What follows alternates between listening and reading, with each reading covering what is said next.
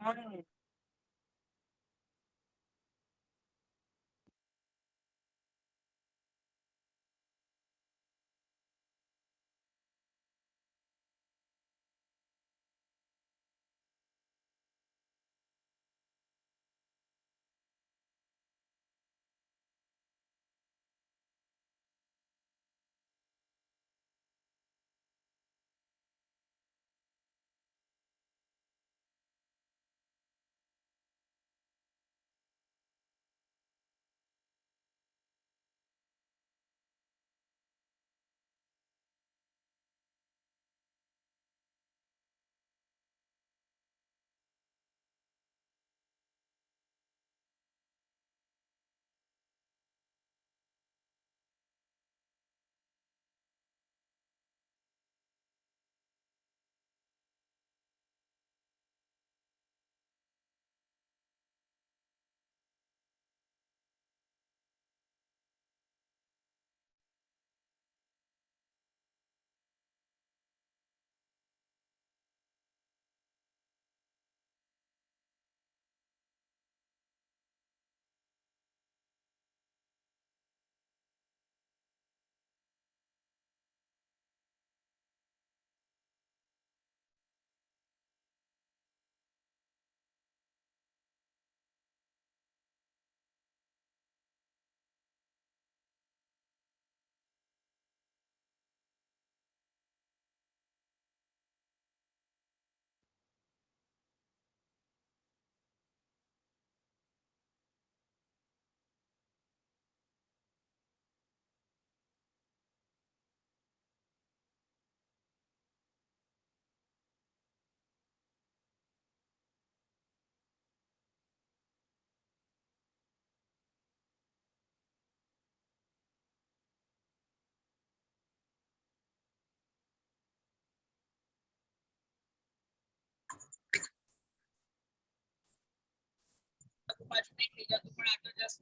sometimes they do hide, but it's okay. Like friends.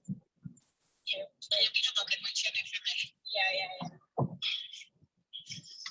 પણ એ લોકો like I feel like કે હાર્દિક નીચે આવેલો તે લોકો બહુ આમ કન્સર્ન છે કે બેબી આવ્યું છે તો આપના માઇક રડે છે તો બી પેનિક થઈ જાય છે સ્મૃતિ એટલે એમને બધું નવું છે ને એટલે I feel like મિત પ્રભુજી કૃપયા આપના માઇક મ્યુટ રખે યા એટલે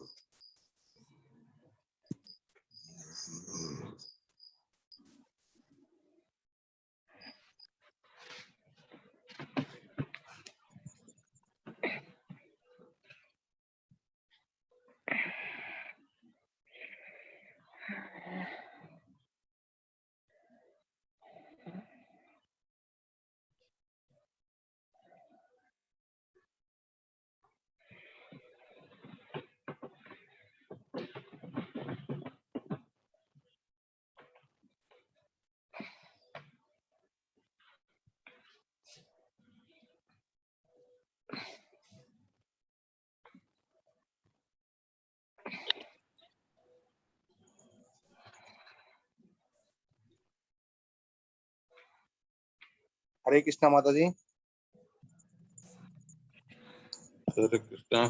हरे कृष्णा प्रभु जी। हरे कृष्ण।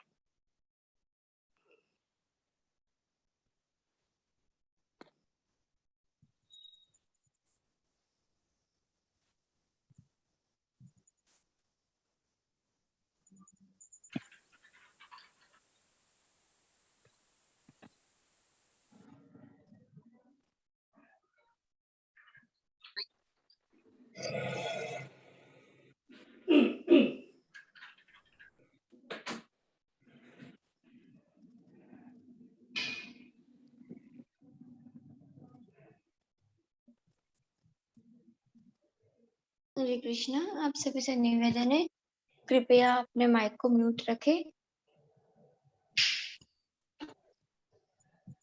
हरे कृष्णा। दीपांशु प्रभु जी, रेणु वर्मा माता जी, हरे कृष्णा। हरे कृपया अपना कृष्णा। माइक को म्यूट रखें।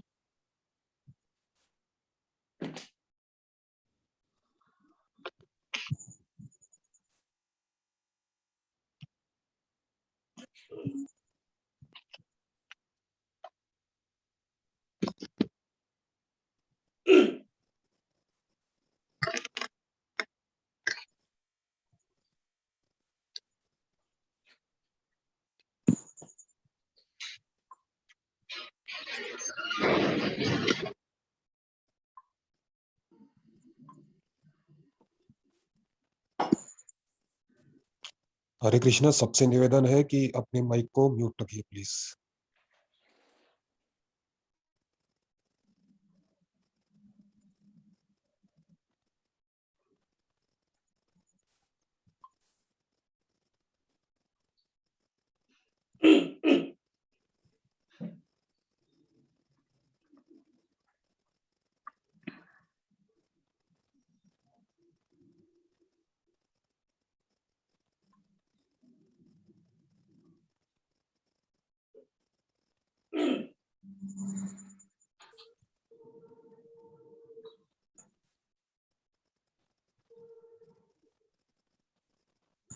हरे कृष्णा माता जी।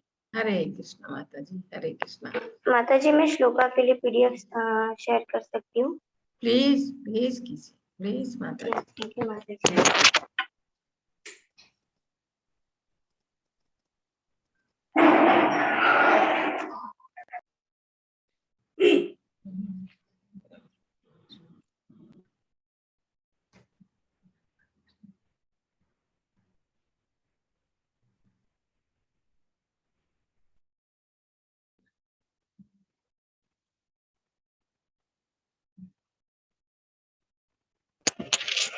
हरे कृष्णा। तो आज हम 12वें अध्याय का पठन करने वाले हैं, जिसका नाम है भक्ति योग।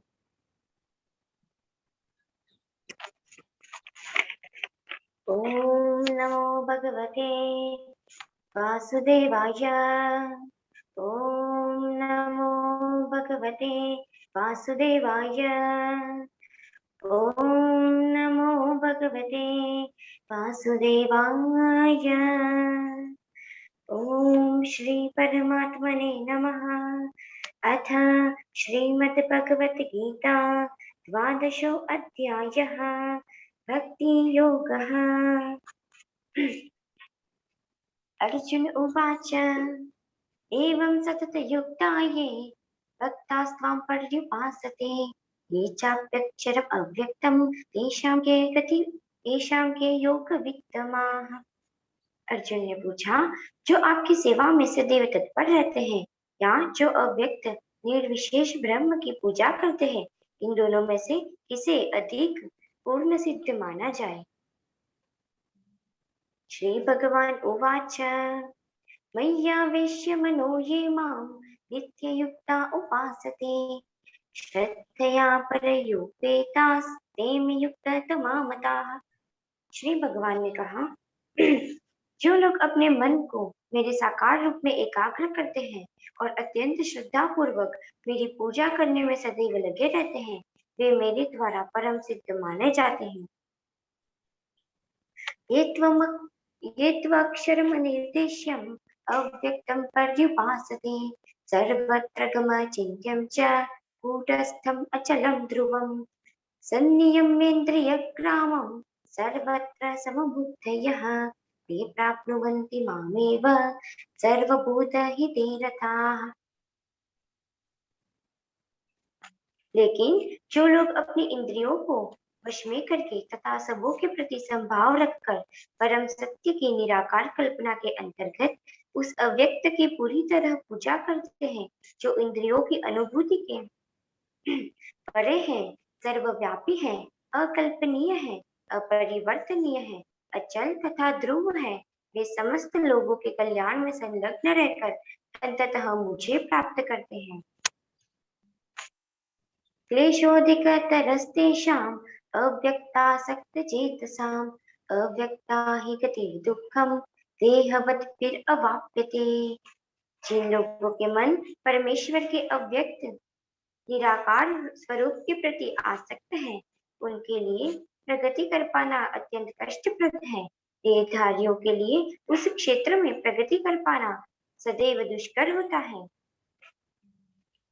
ये तु सर्वाणि कर्माणि मयि सन्न्यस्य मत्पराः अनन्येनैव योगेन मां ध्यायन्त उपासते तेषाम् अहं समुद्धर्ता मृत्युसंसारसागरात् भवामि न चिरात् पार्थ मय्यावेशितचेतसाम्। जो लोग अपने सारे कार्यों को मुझ में अर्पित करके तथा अविचलित भाव से मेरी भक्ति करते हुए मेरी पूजा करते हैं और अपने चित्त को मुझ पर स्थिर करके निरंतर मेरा ध्यान करते हैं, उनके लिए हे पार्थ, मैं जन्म मृत्यु के सागर से शीघ्र उद्धार करने वाला हूँ। मय्येव मन आदस्त्व मयि बुद्धिं निवेशय निवसिष्यसि मय्येव अत ऊर्ध्वं न संशयः। मुझ भगवान में अपने चित्त को स्थिर करो और अपनी सारी बुद्धि मुझ में लगाओ, इस प्रकार तुम निसंदेह मुझ में सदैव वास करोगे। अथ चित्तं समाधातुं न शक्नोषि मयि स्थिरम् अभ्यासयोगेन ततो मामिच्छाप्तुं धनंजय। हे अर्जुन, हे धनंजय, यदि तुम अपने चित्त को अविचल भाव से मुझ पर स्थिर नहीं कर सकते, तो तुम भक्ति योग के विधि विधानों का पालन करो। इस प्रकार तुम मुझे प्राप्त करने की चाह उत्पन्न करो। अभ्यासेभ्य समर्थोऽसि मत्कर्म परमो भव मदर्थम अपि कर्माणि कुर्वन् सिद्धिम् अवाप्स्यसि। यदि तुम भक्ति योग के विधि विधानों का भी अभ्यास नहीं कर सकते, तो मेरे लिए कर्म करने का प्रयत्न करो, क्योंकि मेरे लिए कर्म करने से तुम पूर्ण अवस्था यानी सिद्धि को प्राप्त होगे। अथैतदप्यशक्तोऽसि कर्तुं मद्योगमाश्रितः सर्वकर्मफलत्यागं ततः कुरु यतात्मवान्। किंतु यदि तुम मेरे इस भावनामृत में कर्म करने में असमर्थ हो तो तुम अपने कर्मों के समस्त फलों का त्याग कर कर्म करने तथा आत्मस्थित होने का प्रयत्न करो। श्रेयो हि ज्ञानमभ्यासात् ज्ञानात् ध्यानं विशिष्यते ध्यानात् कर्मफल त्यागात् शान्ति निरंतरम। यदि तुम यह अभ्यास नहीं कर सकते तो ज्ञान के अनुशीलन में लग जाओ, लेकिन ज्ञान से श्रेष्ठ ध्यान है और ध्यान से भी श्रेष्ठ कर्म फलों का परित्याग, क्योंकि ऐसे त्याग से मनुष्य को मन शांति प्राप्त हो सकती है। अद्वेष्टा सर्वभूतानां मैत्रः करुण एव च निर्ममो निरहंकारः समदुःख सुखः क्षमी संतुष्टः सततं योगी यतात्मा दृढनिश्चयः मय्यर्पित मनो बुद्धिर् यो मद्भक्तः स मे प्रियः। जो किसी से द्वेष नहीं करता लेकिन सभी जीवों का दयालु मित्र है, जो अपने को स्वामी नहीं मानता और मिथ्या अहंकार से मुक्त है, जो सुख दुख में संभाव रहता है, सहिष्णु है, सदैव आत्मतुष्ट रहता है, आत्मसंयमी है, जो निश्चय के साथ मुझ में मन तथा बुद्धि को स्थिर करके भक्ति में लगा रहता है, ऐसा भक्त मुझे अत्यंत प्रिय है। यस्मान्नो द्विजते लोको लोकान्नो द्विजते च यः हर्षामर्षभयोद्वेगैर्मुक्तो यः स च मे प्रियः। जिससे किसी को कष्ट नहीं पहुंचता तथा जो अन्य किसी के द्वारा विचलित नहीं किया जाता, जो सुख दुख में भय तथा चिंता में संभाव रहता है, वह मुझे अत्यंत प्रिय है। अनपेक्षः शुचिर्दक्ष उदासीनो गतव्यथः सर्वारंभ परित्यागी यो मद्भक्तः स मे प्रियः। मेरा ऐसा भक्त जो सामान्य कार्यकलापों पर आश्रित नहीं है, जो शुद्ध है, दक्ष है, चिंता रहित है, समस्त कष्टों से रहित है और किसी फल के लिए प्रयत्नशील नहीं रहता, वो मुझे अत्यंत प्रिय है। यो न हृष्यति न द्वेष्टि न शोचति न कांक्षति शुभाशुभ परित्यागी भक्तिमान्यः स मे प्रियः। जो न कभी हर्षित होता है, न शोक करता है, जो न पछताता है, न इच्छा करता है तथा शुभ तथा अशुभ दोनों प्रकार की वस्तुओं का परित्याग कर देता है, ऐसा भक्त मुझे अत्यंत प्रिय है। समः शत्रौ च मित्रे च तथा मानापमानयोः शीतोष्ण सुख दुःखेषु समः संग विवर्जितः तुल्य निंदा स्तुतिर्मौनी संतुष्टो येन केनचित् अनिकेतः स्थिरमति भक्तिमान में प्रियो नरः। जो मित्रों तथा शत्रुओं के लिए समान है, जो मान तथा अपमान, शीत तथा गर्मी, सुख तथा दुख, यश तथा अपयश में संभाव रखता है, जो दूषित संगति से सदैव मुक्त रहता है, जो सदैव मौन और किसी भी वस्तु से संतुष्ट रहता है, जो किसी प्रकार के घर बार की चिंता परवाह नहीं करता, जो ज्ञान में दृढ़ है और जो भक्ति में संलग्न है, ऐसा पुरुष मुझे अत्यंत प्रिय है। ये तु धर्मामृतमिदं यथोक्तं पर्युपासते श्रद्धाना मत्परमा भक्तास्तेतीव मे प्रियाः। जो इस भक्ति के अमर पथ का अनुसरण करते हैं और जो मुझे ही अपना चरम लक्ष्य बनाकर श्रद्धा सहित पूर्ण रूपेण संलग्न रहते हैं, वे भक्त मुझे अत्यधिक प्रिय हैं। ओम तत्सत् इति श्रीमद्भगवद्गीतासु उपनिषत्सु ब्रह्मविद्यायां योगशास्त्रे श्रीकृष्णार्जुन संवादे भक्तियोगो नाम द्वादशो अध्यायः। श्री कृष्णार्पणमस्तु। हरे कृष्णा माता जी। हरे कृष्णा माता जी, बहुत बहुत धन्यवाद। हरे धन्यवाद, प्रणाम। जी माता जी, हरे कृष्णा। हरे कृष्ण माता जी। हरे कृष्णा प्रभु, हरे कृष्णा। माता जी कीर्तन करूं मैं? जी प्रभु जी, जी कीजिए। जी माता जी।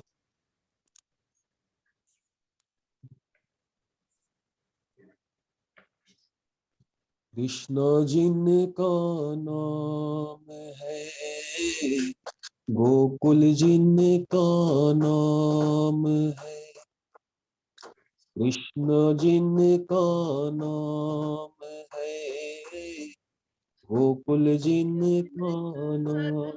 प्रभु जी, गोकुल जिनका धाम। धाम, जी माता जी, जी सॉरी। जी जी प्रभु। गोकुल जिनका धाम है, ऐसे श्री भगवान को बारंबार प्रणाम है, बारंबार प्रणाम है। ऐसे श्री भगवान को बारंबार प्रणाम है। यशोदा जिनकी मैया है, नंद जी बापैया है। ऐसे श्री गोपाल को बारंबार प्रणाम है, बारंबार प्रणाम है। राधा जिनकी छाया है, अद्भुत जिनकी माया है। राधा जिनकी छाया है, अद्भुत जिनकी माया है। ऐसे श्री घनश्याम को बारंबार प्रणाम है, बारंबार प्रणाम है। लुट लुट दही माखन खायो, ग्वाल बाल संग धेनु चरायो। लुट लुट दही माखन खायो, ग्वाल बाल संग धेनु चरायो। ऐसे लीला धाम को बारंबार प्रणाम है, बारंबार प्रणाम है। द्रुपद सुता की लाज बचायो, ग्रह से गज को फंद छुड़ायो। ऐसे कृपा धाम को बारंबार प्रणाम है, बारंबार प्रणाम है। कुरु पांडव में युद्ध मचायो, अर्जुन को उपदेश सुनायो। कुरु पांडव में युद्ध मचायो, अर्जुन को उपदेश सुनायो। ऐसे दीनानाथ को बारंबार प्रणाम है, बारंबार प्रणाम है। ऐसे दीनानाथ को बारंबार प्रणाम है, बारंबार प्रणाम है। हरे कृष्ण माता जी। हरे कृष्णा प्रभु जी, बहुत ही सुंदर कीर्तन सुबह सुबह। माता हरे जी सॉरी, थोड़ा मिस्टेक हो गया हो तो। नहीं प्रभु जी, कोई फर्क नहीं पड़ता, एक ही बात है। जी बहुत अच्छा लगा प्रभु जी, बहुत सुंदर। जी माता, हरे कृष्ण। हरे कृष्ण, हरे कृष्ण।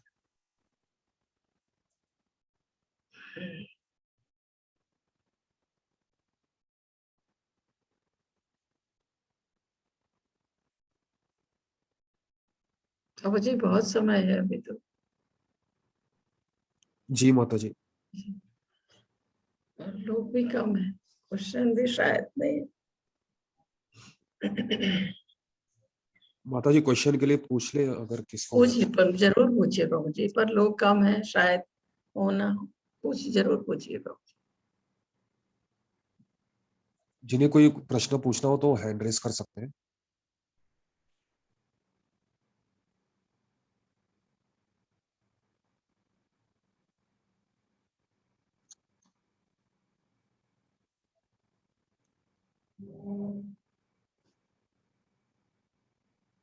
हरे कृष्णा बाबू जी, एक हाथ।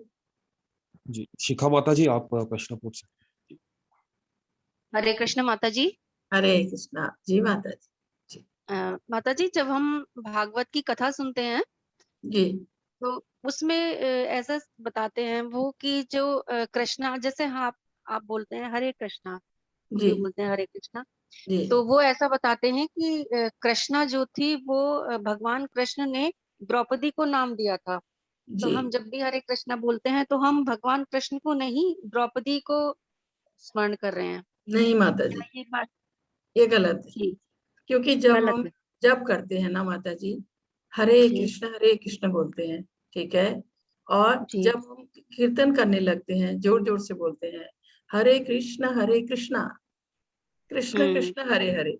जब हम कीर्तन करते हैं तो वहाँ हरे कृष्ण कृष्ण कृष्ण, वो थोड़ा सा उसमें फर्क आ जाता है। आप कृष्ण बोलिए, कृष्णा बोलिए, ये भगवान का नाम, भगवान के लिए जी हम बोल रहे हैं, इसमें कोई दोष नहीं है माता जी।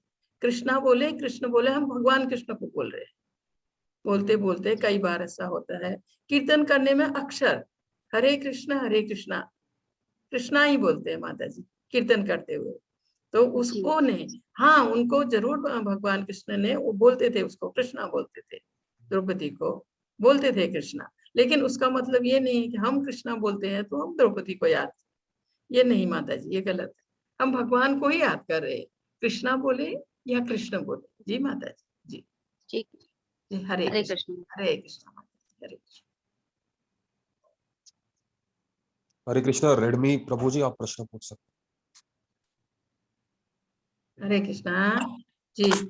हरे कृष्णा माता जी। जी जी बोलिए माता जी, बोलिए। माता जी, मेरा प्रश्न ये था, जैसे बहुत जन देवी देवताओं की बोलते हैं ना, मेरा ये होने से हम ये करेंगे, मन्नत मानते हैं ना। जी जी। तो अगर वो माता जी पूरा, वो मन्नत भी है, बिजनेस है, कहिए आप मेरा अच्छा, ये कर दो, मैं आपका हाँ जी जी जी जी जी जी जी। माता जी।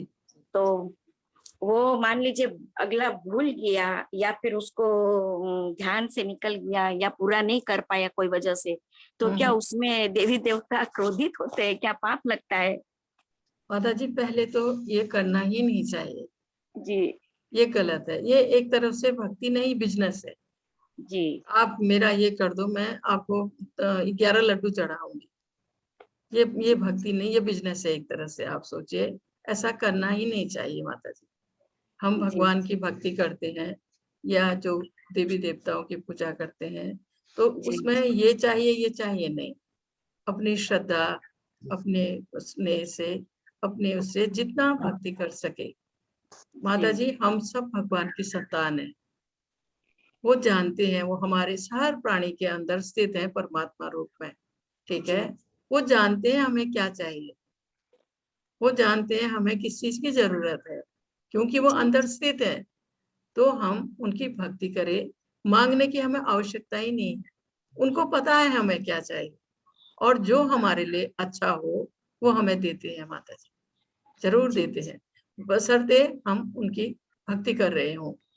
जी हम गलत कामों में लगे हों तब थोड़ी वो हमारी इच्छाएं पूरी करेंगे, बिल्कुल नहीं करेंगे। जी या हम उनसे कोई गलत चीज की इच्छा रखते हैं, तब भी नहीं। जो हमारे लिए सही होगा, जो हमारे लिए सही होगा, और जो जिसकी हमें आवश्यकता होगी, वो बिना मांगे ही पूरा करेंगे माता जी, बशर्ते हम उनकी भक्ति कर रहे हो। जी जी जी जी जी माता जी। जी। बहुत दिन से प्रश्न आ रहा था कि बहुत जन बोलते ना, मेरा ये हो जाने से हम ये नहीं करेंगे, नहीं फिर वो वो भूल जाते हैं, दिमाग से निकल जाता है या फिर पूरी नहीं कर पाते हैं ना। तो मैंने पूछा चलो माता जी को पूछेंगे ये क्वेश्चन की क्या जी होता है। जी जी माता माता जी, हरे जी। कृष्ण हरे माता जी। कृष्णा माता जी, ऐसे सोच के करना ही नहीं चाहिए। जी जी जी जी माता जी, हरे कृष्णा। हरे कृष्ण। हरे कृष्णा। जी प्रभु जी, एक और हाथ। आकांक्षा जी, आप प्रश्न पूछ सकते हरे कृष्णा माता जी। हरे कृष्णा, बोलिए बोलिए। जी माता जी, मैं क्वेश्चन है कि जैसे हम लोग 4 बजे उठते हैं तो हम लोग को पहले चैंटिंग करना चाहिए या फिर भगवान का पूजा करना चाहिए? क्योंकि मैंने सुना है कि सूर्य उदय के पहले ही विग्रह की पूजा कर लेनी चाहिए, तो हमें पहले चैंटिंग करना है कि पहले पूजा करना है माता जी? इसमें बड़ा माता, कंफ्यूजन है। उसमें आपकी सुविधा, आपकी मर्जी है। सबसे पहले तो आप स्नान कीजिए माता जी, उठते ही पहले स्नान कीजिए। उसके बाद 4:30 बजे हम लोग मंगल आरती करते हैं, ठीक है?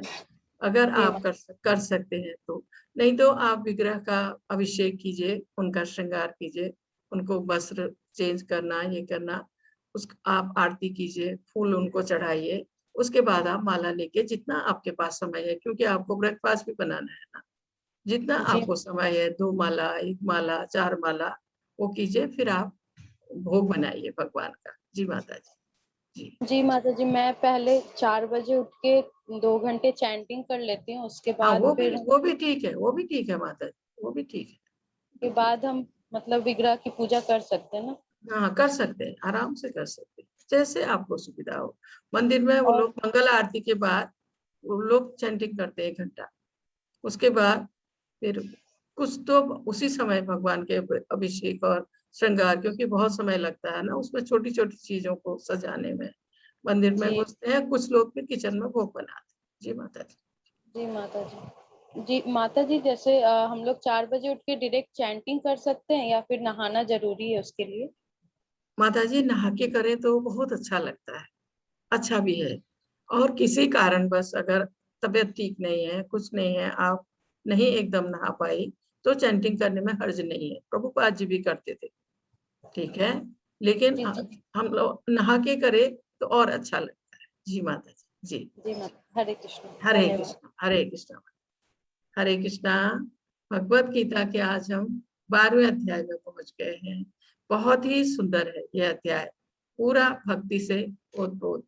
इसमें वर्णन हुआ है कि भगवान के भक्त में क्या क्या गुण होने चाहिए, किस तरह हम धीरे धीरे भक्ति के मार्ग में आगे बढ़ सकते हैं।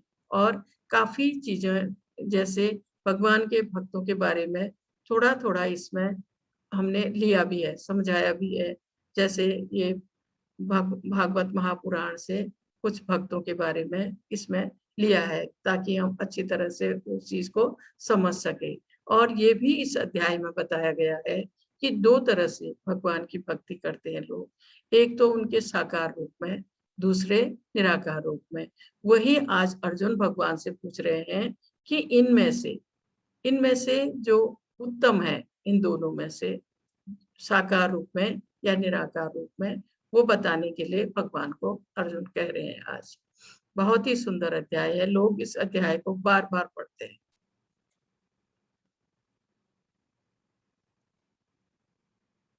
इसका नाम ही भक्ति योग दिया है, डिवोशनल सर्विस। 12वें अध्याय का नाम भक्ति योग है। आज हमारे भक्ति योग का ये 6ठा अध्याय है। कल से हम फिर ज्ञान योग के ऊपर पढ़ेंगे। आज भक्ति योग का 6ठा अध्याय। ये इसका पहला श्लोक दिया है। अर्जुनो वाच एवं सतत युक्ता ये भक्ता सत्वां पर्युपासते ये चाप्याक्षर अव्यक्तम तेषां के योग वित्तमः। अर्जुन ने पूछा भगवान से, जो आपकी सेवा में सदैव तत्पर रहते या जो अव्यक्त निर्विशेष ब्रह्म की पूजा करते हैं, इन दोनों में से किसे अधिक पूर्ण सिद्ध माना जाए?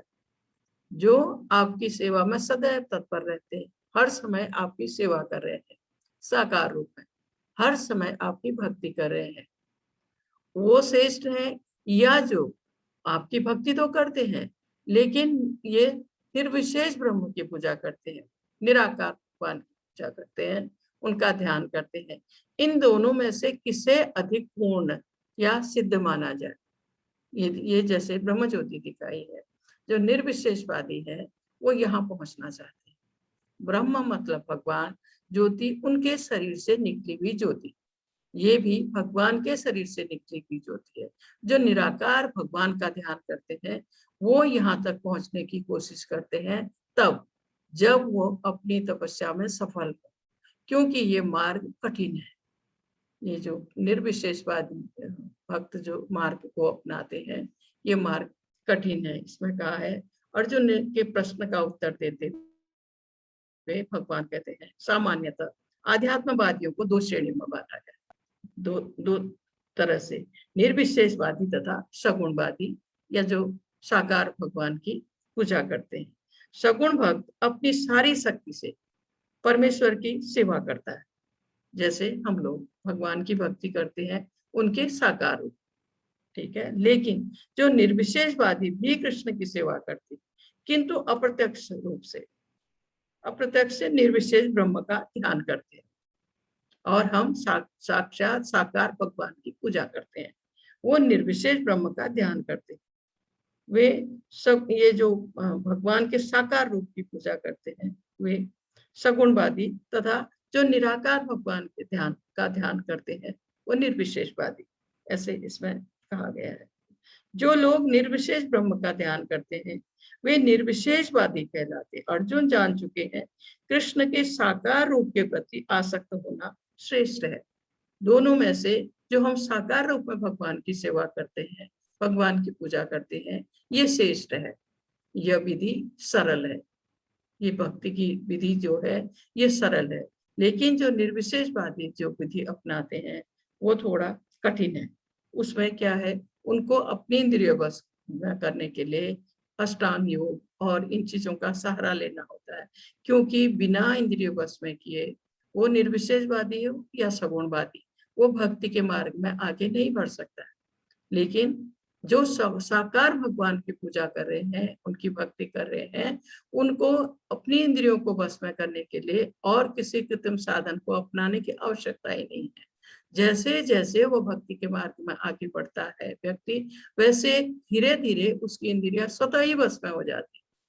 लेकिन ऐसा निर्विशेषवादियों के साथ नहीं होता। घंटों ध्यान लगाते हैं, शरीर को कष्ट देते हैं, अष्टांग योग और या योग पद्धति अपना के अपने इंद्रियों को वश में करते हैं, क्योंकि भक्ति के मार्ग में आगे बढ़ने के लिए यह पहला कदम है हमारा। इसमें इसके बाद ये ब्रह्म ज्योति दिखाई थी, इसके बाद ये भगवान, क्योंकि दो तरह से बताया है। एक तो ब्रह्म ज्योति तक पहुंचना चाहते हैं, दूसरे भगवान के पास पहुंचना चाहते हैं, भगवान तक पहुंचना चाहते हैं, भगवत धाम पहुंचना चाहते हैं। और इसका ये दूसरा श्लोक दिया है, श्री भगवान उवाच मया वेशी मनो ये मां इति युक्ता उपासते श्रद्धाया पर्यो पे तास्ते में युक्त तमा मता। श्री भगवान ने कहा, जो लोग अपने मन को मेरे साकार रूप में एकाग्र करते और अत्यंत श्रद्धापूर्वक मेरी पूजा करते हैं, पूजा करने में सदैव लगे रहते हैं, वे मेरे द्वारा परम सिद्ध माने जाते। भगवान कह रहे हैं जैसे कृष्ण भक्त, कृष्ण भावना भावित भक्त है, इसको कहा गया है अपने मन को मेरे साकार रूप में एकाग्र करते, पूरी तरह से भगवान की भक्ति में अपने मन को भगवान की भक्ति में लगाते और अत्यंत श्रद्धापूर्वक, बहुत ही श्रद्धा के साथ, निष्ठा के साथ भगवान की पूजा करने में सदैव लगे रहते हैं या भगवान की सेवा करने में सदैव लगे रहते हैं, वे मेरे द्वारा परम सिद्ध माने जाते हैं। ऐसे भक्त भगवान कह रहे हैं सिद्ध माने जाते हैं। क्यों? वो जो करते हैं भगवान के लिए करते हैं, उनकी सेवा के लिए करते हैं, उनको खुश करने के लिए करते हैं। ऐसे भक्त कृष्ण भावना भाविक भक्त, जैसे ये भक्त है भगवान का श्रृंगार कर रहा है, भगवान का अभिषेक करने में, श्रृंगार करने में 2-2.5 घंटे लगते हैं, क्योंकि एक एक छोटी छोटी चीज को सजाना है, एक एक छोटी छोटी चीज को। तो और कितने स्नेह से, कितने प्रेम से ये भक्त उनकी अभिषेक, उनके श्रृंगार में लगे। और ऐसे ही बहुत ही स्नेह से, श्रद्धा से कुछ भक्त उनके लिए भोग तैयार करते हैं, कुछ भक्त उनके मंदिर की सफाई करते हैं, कुछ फूल लाकर उनके लिए माला बनाते हैं। मतलब आप सोचिए वो जो कुछ करते हैं भगवान की खुशी के लिए, भगवान के भक्ति में।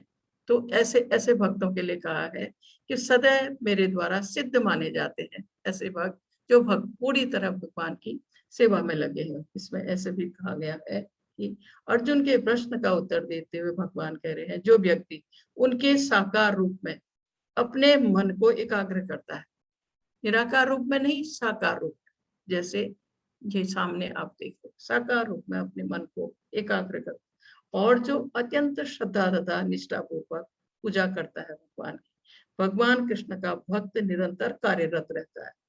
वो हमेशा कार्य में रहता है। 3:30 बजे उठने के बाद, मंगल आरती के बाद भगवान का अभिषेक, श्रृंगार, उनके लिए भोग बनाना, उसके बाद ये जब समय मिले भगवत नाम की चर्चा, भागवत गीता, भागवतम पढ़ना और भक्तों के साथ में भगवत नाम की चर्चा करना, उसका एक एक क्षण भगवान की भक्ति में बीतता है। कृष्ण भावना भावित भक्त की बात कर रहे हैं, उसका एक एक क्षण भगवान की खुशी के लिए बीतता है, उनकी सेवा में बीतता है। उस भक्त की बात यहाँ गई है। तो वो कहा गया है, प्रसाद तैयार करता है, भगवान को भोग लगाता है और उस प्रसाद को फिर ग्रहण करता है। भगवान को भोग लगाए गए प्रसाद, उसके सिवा ये भक्त और कुछ नहीं करते, बाहर का कुछ भी नहीं। जो भगवान को भोग लगता है वही ये भक्त ग्रहण करते हैं और खुद बनाते हैं भगवान का भोग। उसके बाद इसका ये तीसरे और चौथे श्लोक का इसमें अर्थ दिया है, लेकिन जो लोग अपनी इंद्रियों को बस में करके तथा सबों के प्रति संभाव रखकर परम सत्य निराकार कल्पना के अंतर्गत उस अव्यक्त की पूरी तरह से पूजा करते हैं। ये कहा गया है जो निर्विशेषवादी, जो कहते हैं भगवान का रूप नहीं, जो लोग अपनी इंद्रियों को बस में करने के लिए वो योग का सहारा लेते हैं, अष्टांग योग का सहारा लेते हैं। और इसमें कहा गया है कि परम सत्य निराकार, उसकी निराकार कल्पना के अंतर्गत, क्योंकि वो कहते हैं भगवान का रूप नहीं है, निराकार, उस अव्यक्त की पूरी तरह से पूजा करते हैं, पूरी तरह पूजा करते हैं, लेकिन निराकार भगवान की, और ध्यान करते हैं जो इंद्रियों की अनुभूति के परे है, सर्वव्यापी है, भगवान के लिए कहा, अकल्पनीय है, अपरिवर्तनीय है, अचल तथा ध्रुव है। भगवान के लिए कहा गया है सर्वव्यापी है, हर जगह, अकल्पनीय है, कल्पना कर पाना कठिन है, अपरिवर्तनीय है, उनमें कोई परिवर्तन नहीं, अचल है तथा ध्रुव है। अचल मतलब जो चल नहीं, चलायमान नहीं है, तथा ध्रुव सत्य है। वे समस्त लोगों के कल्याण में संलग्न रहकर अंततः मुझे प्राप्त करते हैं। जो भगवान के बारे में ऐसा लिखा गया है। इसके बाद बताया है जो निर्विशेषवादी समस्त लोगों के कल्याण, वो भी लोगों के कल्याण में संलग्न रहकर अंततः मुझे प्राप्त करते हैं या ब्रह्म ज्योति तक पहुंच पाते हैं। ये दिखाया है भगवान के ध्यान में। इसके बाद दिया है इसका 5वां श्लोक, इसमें कहा गया है, क्लेशो अधिकतरस्तेषां अव्यक्ता सक्त चेतसां अव्यक्ता ही गतिर दुखम देह वाप्यते। जिन लोगों के मन परमेश्वर के अव्यक्त निराकार स्वरूप के प्रति आसक्त है, ये फिर निर्विशेषवादी के लिए कहा है, जिन लोगों के मन परमेश्वर के अव्यक्त निराकार स्वरूप के प्रति आसक्त है, जो निराकार भगवान की भक्ति करते हैं, ध्यान करते हैं, उनके लिए प्रगति कर पाना अत्यंत कष्टप्रद है। ये भगवत गीता में भी लिखा है कि उनके लिए प्रगति कर पाना अत्यंत कष्टप्रद है। देहधारियों के लिए उस क्षेत्र में प्रगति कर पाना सदैव दुष्कर होता है, क्योंकि निर्विशेष निराकार भगवान का ध्यान, क्योंकि वो कहते हैं रूप ही नहीं है, अपने मन से सोच के भगवान के रूप का वो ध्यान करते हैं और अपने शरीर को कष्ट देते हैं। इसमें ये भी कहा है यह इस मार्ग पर प्रगति कर पाना अत्यंत कष्टप्रद है। इसमें कहा है कि इस श्लोक में ज्ञान योग तथा भक्ति योग में निश्चित अंतर बताया गया है। ज्ञान योग ये है जिसमें ये लोग ध्यान के द्वारा आगे बढ़ते हैं, और जो भक्ति योग है जो हम साकार भगवान की भक्ति करते हुए आगे बढ़ते हैं। इसमें कहा ज्ञान योग का पथ जो है अत्यंत कष्टकारक, ज्ञान योग का पथ कष्टकारक, भक्ति योग भगवान की प्रत्यक्ष सेवा होने के कारण वो पथ सुगम है, सरल है और देहधारी के लिए स्वाभाविक भी है। साकार भगवान की भक्ति में आगे बढ़ना देहधारी के लिए सुगम है और स्वाभाविक भी है। भक्ति योग कृष्ण के विग्रह को पूजते हैं, भक्ति योग में हम उनको पूज्य मानते हैं। मंदिर में मूर्ति पूजा सगुण पूजा है, क्योंकि भगवान को भौतिक गुणों के द्वारा प्रदर्शित किया जाता है। कृष्ण भावनामृत में भक्ति रत मनुष्य मात्र गुरु के पथ प्रदर्शन किए जाने से, मात्र भगवान की महिमा के श्रवण द्वारा, क्योंकि मंदिर में या भक्तों के साथ हमेशा भक्त भगवान की महिमा के बारे में सुनता है। तो इसमें कहा है मात्र भगवान को चढ़ाए गए भोजन ग्रहण करने से, मात्र से भगवान को सरलता से समझ लेता है। ये तीन ही चीजों से भक्त भगवान को समझ लेता है और उनकी भक्ति में आगे बढ़ता है। इसमें कहा है इसी प्रकार जो लोग आध्यात्मिक साक्षात्कार के लिए यह मार्ग अपनाते हैं, यह मार्ग कठिन है। इसमें कहा है निराकार विधि का अनुसरण करते हैं, उनके लिए कहा है कि यह मार्ग कठिन है। वैदिक साहित्य से अव्यक्त स्वरूप को समझना होता है, इंद्रियातीत अनुभूतियों को समझना होता है, क्योंकि निराकार जब वो कहते हैं कि भगवान का शरीर ही नहीं है, तो वो अपने मन से अव्यक्त उसको समझना कठिन है। वो अपने मन से भगवान के रूप को समझने की कोशिश करते हैं, उस पर ध्यान लगाते हैं, क्योंकि साकार रूप कहते हैं कि वो भगवान का रूप है ही नहीं, जैसे ध्यान में बैठे निर्विशेषवादी के लिए कहा। इसके बाद दिया है इसका छठा और सातवां श्लोक। ये तु सर्वाणि कर्माणि मय सन्न्यस्य मत्पराः अनन्यैनैव योगेन मां ध्यायन्त उपासते तेषामहं समुद्धर्ता मृत्यु संसार सागरात् भवामि न चिरात् पार्थ मय्यावेशित चेतसाम्। जो अपने सारे कार्यों को मुझ में अर्पित करके तथा अविचलित भाव से मेरी भक्ति करते हुए मेरी पूजा करते हैं और अपने चित्त को मुझ पर स्थिर करके निरंतर मेरा ध्यान करते हैं, उनके लिए हे पार्थ मैं जन्म मृत्यु के सागर से शीघ्र उद्धार करने वाला हूँ। यहाँ पर वही फिर कृष्ण भावना भावित भक्त की बात आई है। वही भक्त कहा है कि अपने सारे कार्यों को मुझ में अर्पित करके, जो भी कार्य हम कर रहे हैं उसको भगवान को अर्पित करके, ऐसा नहीं कि हम भक्ति करें और सारे कार्यों को छोड़कर, नहीं, हम सारे कार्य करें, जो भी हमारा कर्म है, जो भी हमारे फर्ज हैं, सब करें, बहुत अच्छी तरह से करें, बहुत मेहनत से करें, लेकिन भगवान को उससे मिलने वाला फल जो है, उसका निर्णय जो है भगवान को अर्पित कर दे। अविचलित भाव से, बिना विचलित हुए भगवान की भक्ति करते हुए उनकी पूजा करें। अपने ध्यान को हमेशा भगवान पर स्थिर रखें। जैसे हम हाथों से कोई काम कर रहे हैं, लेकिन मन से हम उन भगवान का चिंतन करें, निरंतर भगवान का ध्यान करें। तो ऐसे भगवान ने कहा है, ऐसे उनके लिए हे पार्थ, हे प्रतापुत्र, मैं जन्म मृत्यु के सागर से शीघ्र उद्धार करने वाला, ऐसे भक्त का मैं शीघ्र उद्धार कर सकता। ऐसे इसमें समझाया गया है। इसमें कि भगवान ने स्पष्ट कहा है भक्तजन अत्यंत भाग्यशाली है। जो भगवान के साकार रूप की भक्ति कर रहे हैं वो अत्यंत भाग्यशाली, इस भव सागर से तुरंत ही भगवान उनका उद्धार कर देते हैं। केवल भक्ति से ही परमेश्वर को जाना जा सकता है। मनुष्य को चाहिए कि वो पूर्ण रूप से भक्त बने और मनुष्य जो भी कर्म करे, जो भी कार्य करे, केवल कृष्ण के लिए होना चाहिए। भक्ति का यही आदर्श है। भक्त भगवान को प्रसन्न करने के सिवा कुछ नहीं चाहता। मनुष्य अपने कार्य में लगा रहकर हरे कृष्ण महामंत्र का कीर्तन कर सकता है। ऐसे दिव्य कीर्तन से भक्त भगवान के प्रति आकृष्ट होता है। भक्त को योगाभ्यास द्वारा या अन्य लोकों में जाने के लिए प्रयत्न करने की आवश्यकता नहीं होती। अभी तो भगवान अपने अनुग्रह बस स्वयं ही अपने पक्षी वाहन गरुड़ में आकर अपने भक्त को तुरंत ही इस भवसागर से निकाल के ले जाते, उबार देते। किसी भी बुद्धिमान व्यक्ति को चाहिए कि वह अन्य समस्त मार्गों की अपेक्षा भक्ति योग को चुने केवल हरे कृष्ण महामंत्र का जप करने से ही भक्त सुखपूर्वक परम धाम को प्राप्त हो सकता है। इसमें दिखाया है यह भवसागर, भौतिक जगत रूपी भवसागर है, हम सब इसमें फंसे हुए हैं।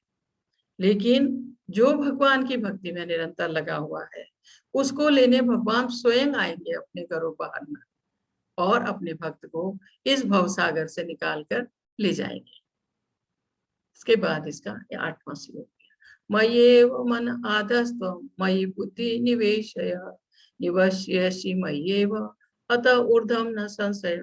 मुझ भगवान में अपने चित्त को स्थिर करो और अपनी सारी बुद्धि मुझ में लगाओ, इस प्रकार तुम निसंदेह मुझ में सदैव वास करो।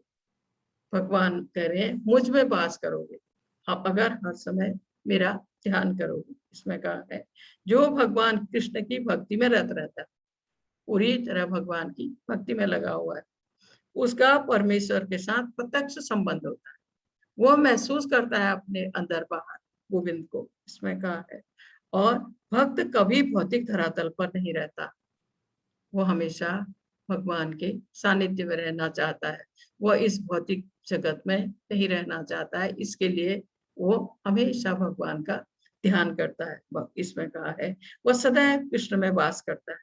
जब भक्त हरे कृष्ण मंत्र का कीर्तन करता है, कोई जब हम महामंत्र का कीर्तन करते हैं तो कृष्ण तथा उनकी अंतरंगा शक्ति भक्त की जिह्वा पर नाचते हैं, डांस करते हैं, उनकी जीभ पर, जब भी हम हरे कृष्ण मंत्र का जप करते हैं।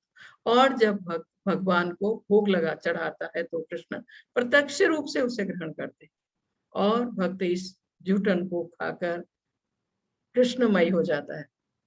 और जो इस प्रकार सेवा में नहीं लगता वो नहीं समझ पाता कि यह सब कैसे होता है। जब भक्त श्रद्धा से प्रेम से भगवान को भोग लगाता है तो भगवान प्रत्यक्ष में उसको स्वीकार करते हैं, उसको ग्रहण करते हैं। इसलिए फिर इसका 9वां श्लोक दिया है अथ चितं समाधातुं न शक्नोषि मयि अस्थिरम् अभ्यास योगेन ततो मामिच्छाम तु धनंजय। हे अर्जुन, हे धनंजय, यदि तुम अपने चित्त को अविचलित भाव से मुझ पर स्थिर नहीं कर सकते, अगर तुम पूरी तरह अपने मन को मेरे पर स्थित नहीं कर सकते या भगवान के ध्यान में हर समय मेरे को नहीं मन को नहीं लगा सकते, तो तुम भक्ति के विधि विधानों का पालन करो। कुछ विधि विधान है भक्ति योग में, उनके उन विधि विधानों का पालन करो। इस प्रकार तुम मुझे प्राप्त करने की चाह उत्पन्न करोगे। जैसे छोटी छोटी सी सेवाएं भगवान की, मंदिर गए आपने देखा कहीं आपको साफ नहीं लग रहा है, भक्तों से पूछ के वो काम कर दिया, और भक्तों से पूछ के कोई मुझे सेवा बता दो, जो भी आपको लगा जहाँ जो चीज होती है वो कर दी। तो ये छोटी छोटी चीजें जो है भगवान की भक्ति में जब हम करते हैं, तो जैसे आपने कीर्तन में भाग लिया, प्रसाद वितरण हो रहा है, आपने वहां मदद कर दी कोई भी चीज में, तो ये छोटी छोटी सेवाएं जो हम करते हैं उससे भगवान की भक्ति की चाह हमें बढ़ती है।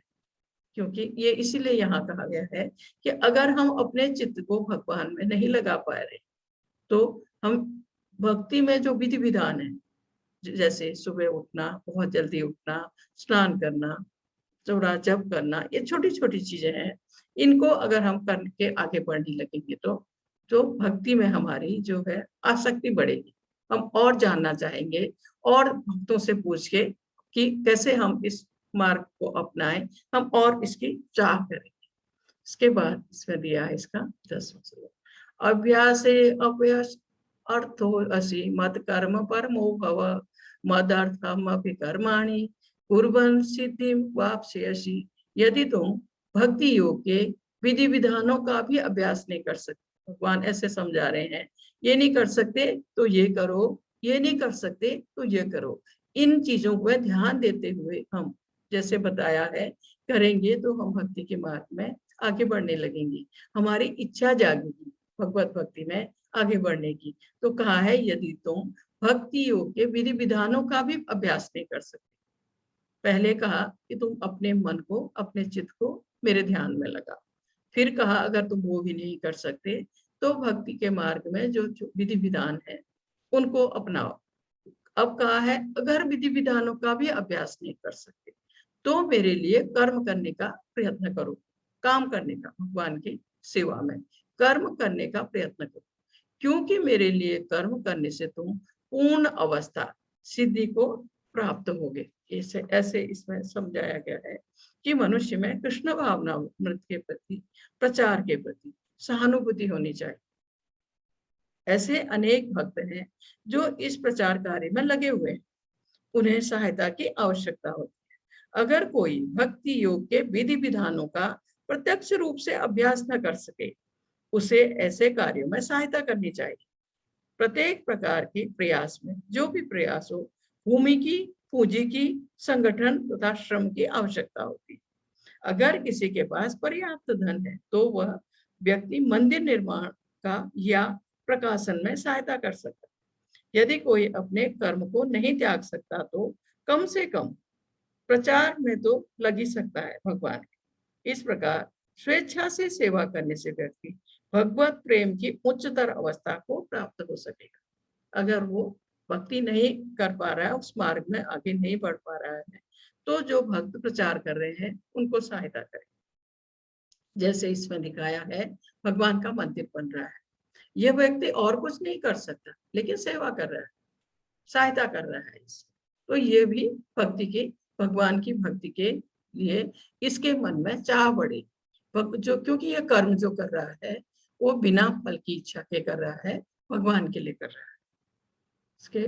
इसके बाद दिया है इसमें, इसलिए एक श्लोक इसमें 9वें अध्याय से आया, इसमें 9 का 27 यद करोसि यद स्नासि यजुहोसि तदासि यद पश्यसि कौन्तेय तत् कुरु स्वमदर्पणम्। हे कुंती पुत्र, तुम जो कुछ करते हो, जो कुछ खाते हो, जो कुछ अर्पित करते हो या दान देते हो, जो भी तपस्या करते हो, उसे मुझे अर्पित करते हुए करो। भगवान कह रहे हैं मुझे अर्पित करते हुए करो जो कुछ करते हो। इसमें कहा है प्रत्येक व्यक्ति को अपने जीवन निर्वाह के लिए कर्म करना पड़ता है। भगवान कहते हैं कि हर व्यक्ति उनके लिए ही कर्म करे। हर व्यक्ति को जीवित रहने के लिए भोजन की आवश्यकता होती है, लेकिन व्यक्ति को चाहिए कि भगवान को अर्पित भोजन ही ग्रहण करे। जो भी दान दे या धार्मिक अनुष्ठान करे वह सब कृष्ण के लिए करे। अगर कोई व्यक्ति 24 घंटे हरे कृष्ण मंत्र का जाप अपनी माला से करता है तो वह महानतम ध्यानी तथा योगी है।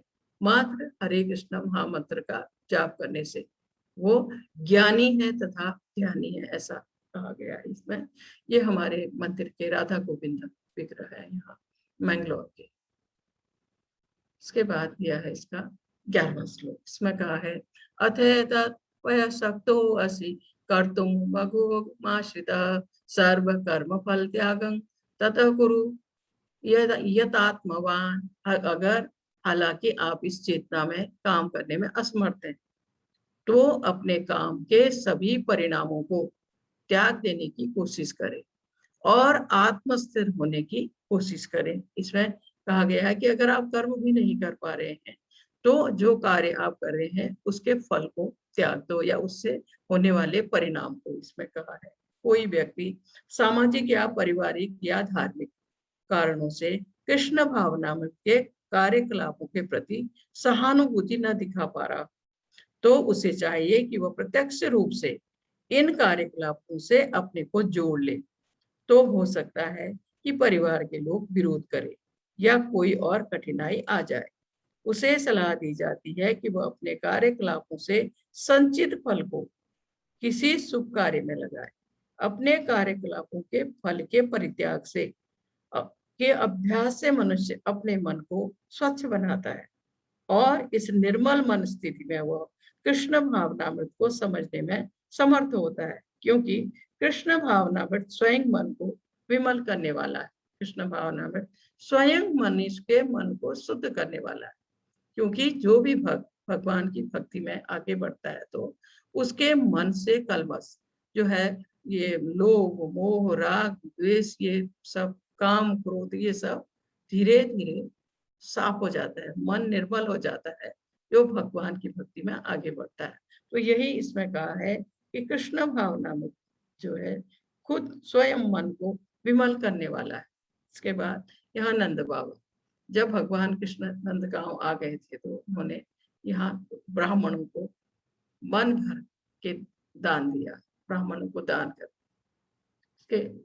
इसके बाद ये आया है इसका 12वां श्लोक, श्रेयो हि ज्ञान अभ्यासा ज्ञाना ध्यानम विशिष्यते ध्यानात् कर्म फल त्याग सत्यागच्छन्ति अंतरम। इसमें कहा है यदि आप इस अभ्यास में भी नहीं जा सकते तो अपने आप को ज्ञान में संलग्न करें, शास्त्रों को पढ़ें, ज्ञान में अपने को संलग्न करें। और ज्ञान से बेहतर हालांकि ध्यान है, इसमें कहा है ज्ञान से बेहतर ध्यान है, ध्यान के द्वारा। और ध्यान से बेहतर है काम के फल का त्याग, कर्म फल त्याग। इस तरह के त्याग से मन की शांति मिल सकती है। इसमें इस तरह से इसको समझाया गया है कि ये भगवान ये समझाते जा रहे हैं कि अगर तुम ये नहीं कर सकते तो ये करो, ये नहीं कर सकते तो ये करो। इसी तरह से वो एक एक उसमें श्लोक में भक्ति की, क्योंकि वो चाहते हैं हम भक्ति के मार्ग में आगे बढ़े, हम उनकी संतान हैं, उनके पास पहुंचे। भगवान इंतजार करते हैं अपने बच्चों का, उसके लिए हम कैसे पहुंचे ये रास्ता भी बताया गया है। तो वो यही बता रहे हैं कि कैसे हम भक्ति करें। अगर इस तरह नहीं कर सकते तो ऐसे करें, इस तरह नहीं कर सकते तो ऐसे करें, किसी तरह हम भक्ति के मार्ग में आगे बढ़े और उनके पास जाए, भगवान भगवत धाम पहुंचे। तो ऐसे इसके लिए कहा है। पिछले श्लोक में बताया गया कि भक्ति के 2 प्रकार और विधि विधान से पूर्ण तथा भगवत प्रेम की आसक्ति से पूर्ण। जो व्यक्ति कृष्ण भावनामृत के नियमों का पालन नहीं कर सकते उसके लिए ज्ञान का अनुशीलन करना श्रेष्ठ है। यही ज्ञान ध्यान तक पहुंचाने वाला है और ध्यान से परमेश्वर को समझा जा सकता है। प्रत्येक दशा में मनुष्य को अपने कर्म फल का त्याग करना होगा, तभी मनुष्य ज्ञान की अवस्था को प्राप्त कर सकता है। उसके बाद ध्यान की अवस्था तथा फिर परमात्मा के बोध की अवस्था आती है, अंत में भगवान की अवस्था आती है। इसी तरह से वो पहले इसमें ये मैं इसको एक उदाहरण के द्वारा आपको समझा।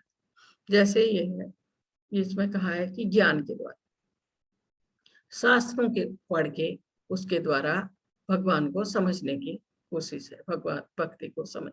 और दूसरा ये ध्यान के द्वारा, जैसे निर्विशेषवाद, ध्यान के द्वारा भगवान तक पहुंचने की, उनको समझने की।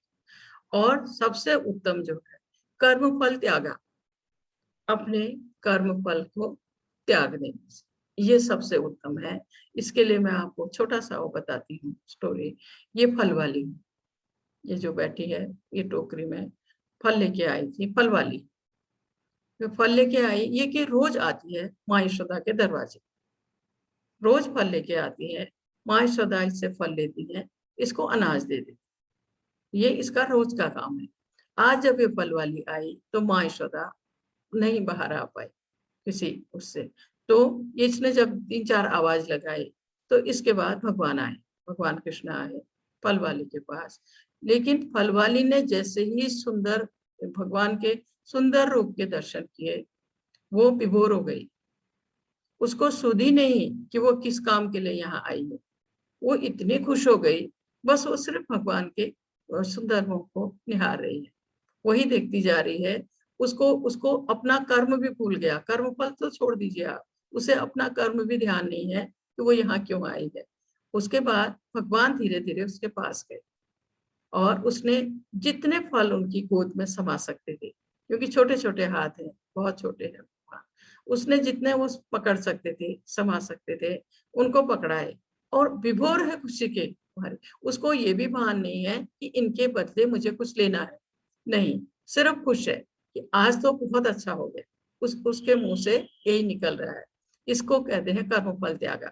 और उसने सब फल भगवान को पकड़ाए, भगवान फल लेके अंदर गए तो उनको ध्यान आया कि माँ जिन फल के बदले में इसको अनाज देती थी, भगवान को ध्यान है ये। तो उन्होंने क्या किया, अपने ये छोटे छोटे हाथ जो है, इनको जो वो बर्तन है अनाज का, उसमें डाले और दोनों हाथों से थोड़ा सा लेकर वो बाहर आए आते आते जो उनके हाथ में अनाज था वो भी गिरते गिरते कुछ दाने बच गया, थोड़े से दाने उनके हाथ में बच गए। वो दानों को उन्होंने उसकी टोकरी में झाड़ दिया हाथ को अपने, और वापिस चले गए। लेकिन फल वाली को तो ये भी नहीं ध्यान में है कि ये फल दिए हैं तो इसके बदले मुझे अनाज लेना है। वो भगवान को देखकर ही विभोर है, बहुत खुश है, कहती आज तो बहुत अच्छा हो गया, उसको कुछ नहीं चाहिए। तो ये एक है कर्म फल त्यागा। और वो फिर अपनी टोकरी को लेके घर चली गई खुशी खुशी, कि फलों के बदले मुझे अनाज लेना था, ये भी उसके ध्यान में नहीं है। इतनी खुश है वो भगवान को देखकर। घर चली गई, जैसे ही सिर से टोकरी उतारने लगी उसको लगा ये टोकरी तो भारी हो रही है, और जब उसने टोकरी को उतारा, सिर से नीचे रखा, तो आप देखिए उस टोकरी में ये हीरे जवाहरात भरे हुए, इसलिए उसको ये टोकरी भारी लगी उसकी टोकरी में। तो ये है कर्म फल त्यागा। उसने जो कर्म करने आई थी उसके फल की इच्छा को त्याग दिया। तो ये कर्म फल त्यागा जो है ये सबसे ऊपर माना गया है ध्यान योग या ये आपका ज्ञान योग से। उसके बाद यह है यहाँ पर सुदामा, इसमें अब भक्तों के बारे में वर्णन आ रहा है 2-3 श्लोक में। मेरा ऐसा भक्त जो सामान्य कार्यकलापों पर आश्रित नहीं है, जो शुद्ध है, दक्ष है, चिंता रहित है, समस्त कष्टों से रहित है और किसी फल के लिए प्रयत्नशील नहीं रहता, मुझे अतिशय प्रिय है। भगवान कह रहे हैं मेरा जो भक्त सामान्य कार्यकलापों पर निर्भर नहीं रहता है। इसमें कहा गया है वो कार्यकलापों पर आश्रित नहीं है, जो शुद्ध है, अपने को शुद्ध रखता है, आंतरिक बाह्य रूप से दक्ष है, वो सही तरीके से भगवत भक्ति में आगे बढ़ रहा है, दक्ष है, वो चिंता रहित है, उसे कोई चिंता नहीं है सताती, समस्त कष्टों से रहित है, क्योंकि भगवान अपने भक्त की हर तरह से सहायता करते हैं। भगवान का भक्त को कोई कष्ट नहीं होता, बशर्ते वो पूरी तरह समर्पित हो भगवान के चरणों पर और किसी फल के लिए प्रयत्नशील नहीं रहता। वह उसको किसी फल की इच्छा नहीं है, वो जो कुछ करता है भगवान की सेवा में करता है, जो कुछ करता है भगवान की खुशी के लिए करता है। इसके लिए वो उसको किसी फल की या किसी चीज की उसको आवश्यकता ही नहीं। ऐसा जो भक्त है मुझे अतिशय प्रिय है, भगवान कह रहे हैं ऐसा भक्त मुझे अतिशय प्रिय है। तो यहाँ भक्त की बात आई है, तो यहाँ सुदामा और उनकी पत्नी की बात आई। तो जब उनकी पत्नी को ये पता लगा कि सुदामा के भगवान कृष्ण मित्र रहे हैं, ये गुरुकुल में साथ थे दोनों, जब बचपन में भगवान गुरुकुल गए थे तो तब सुदामा उनके साथ, और सुदामा भगवान के परम भक्त हैं, परम भक्त हैं, उनको कुछ नहीं चाहिए, जबकि इनकी दशा बहुत खराब, पहनने को वस्त्र तक नहीं है, टूटी झोपड़ी है, पीछे से देखिए आप झोपड़ी टूटी हुई है इनकी, इनको भरपेट भोजन भी प्राप्त नहीं है। तो इनकी पत्नी को जब ये पता लगा कि भगवान कृष्ण सुदामा के मित्र रहे, तो वो तरह तरह से उनको समझाती है कि आप एक बार जाकर भगवान से मिलो। इसके बारे में मैं थोड़ा सा आपको बताती हैं। जब सुदामा को उसने बहुत कहा तो सुदामा उसको कह रहे हैं, शिक्षक हो सगरे जग को तिय ताहे कहा तुम देती हो शिक्षा, क्योंकि ब्राह्मण है तो ब्राह्मण शिक्षा देता है ना और को, तो वो कह रहे हैं कि मैं ब्राह्मण हूँ, शिक्षा देता हूँ, तुम मुझे क्यों शिक्षा दे रही हो, क्योंकि वो समझा रही है सुदामा को द्वारिका जाने के लिए। जे तप के परलोक सुधारत संपत्ति की तिनके नहीं इच्छा, जो तपस्या करके अपना पर दूसरा लोग सुधारना चाहते हैं उनको संपत्ति की इच्छा नहीं है। मेरे ही ये हरि के पद पंकज 12,000 लेते की परीक्षा, कह रहे हैं तुम 12,000 बार परीक्षा लेकर देख लो, भगवान के चरण मेरे हृदय में है, या मैं हमेशा भगवान की ध्यान में रहता हूँ। अपनी पत्नी को कह रहे हैं, औरन को धन चाहिए बावरी, ब्राह्मण को धन केवल भिक्षा, कहते हैं ये धन संपत्ति तो और लोगों को चाहिए, लेकिन ब्राह्मण का धन तो केवल भिक्षा है, भिक्षा में जो ब्राह्मण को मिलता है वही हमारे लिए श्रेष्ठ है। ये अपनी पत्नी को समझा रहे हैं। तो उसकी पत्नी ने बोला, कोदो समा जुरतो भरपेट, तो चाहती ना दधी दूध मिठौती, उसकी पत्नी कह रही है, अगर मोटा अनाज को दो सवा, मोटा अनाज पेट भरने को मिल जाता तो मैं दूध दही या मिष्ठान की इच्छा नहीं करती। शीश व्यतीत भयो शिष्यात, हों हटती मैं तुम्हें न हटोती।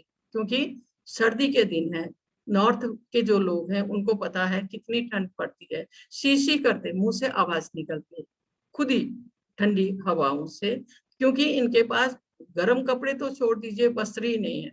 तो कह रही है कि ठंड जो शीशी करते बीत गई है, मैं आग के पास से हटकर सारे कार्य कर रही हूँ। हाँ हटती पर तुम्हें न हटोती, लेकिन तुमको हटने के लिए नहीं कहा, तुम बैठे आग सेक रहे। जो जन दीन हिते हरिसो, प्रिय द्वारिका काहे को पेली पठौती। अगर मुझे ये पता नहीं होता कि भगवान कृष्ण आपके मित्र हैं तो मैं आपसे द्वारिका जाने की जिद कभी नहीं करती।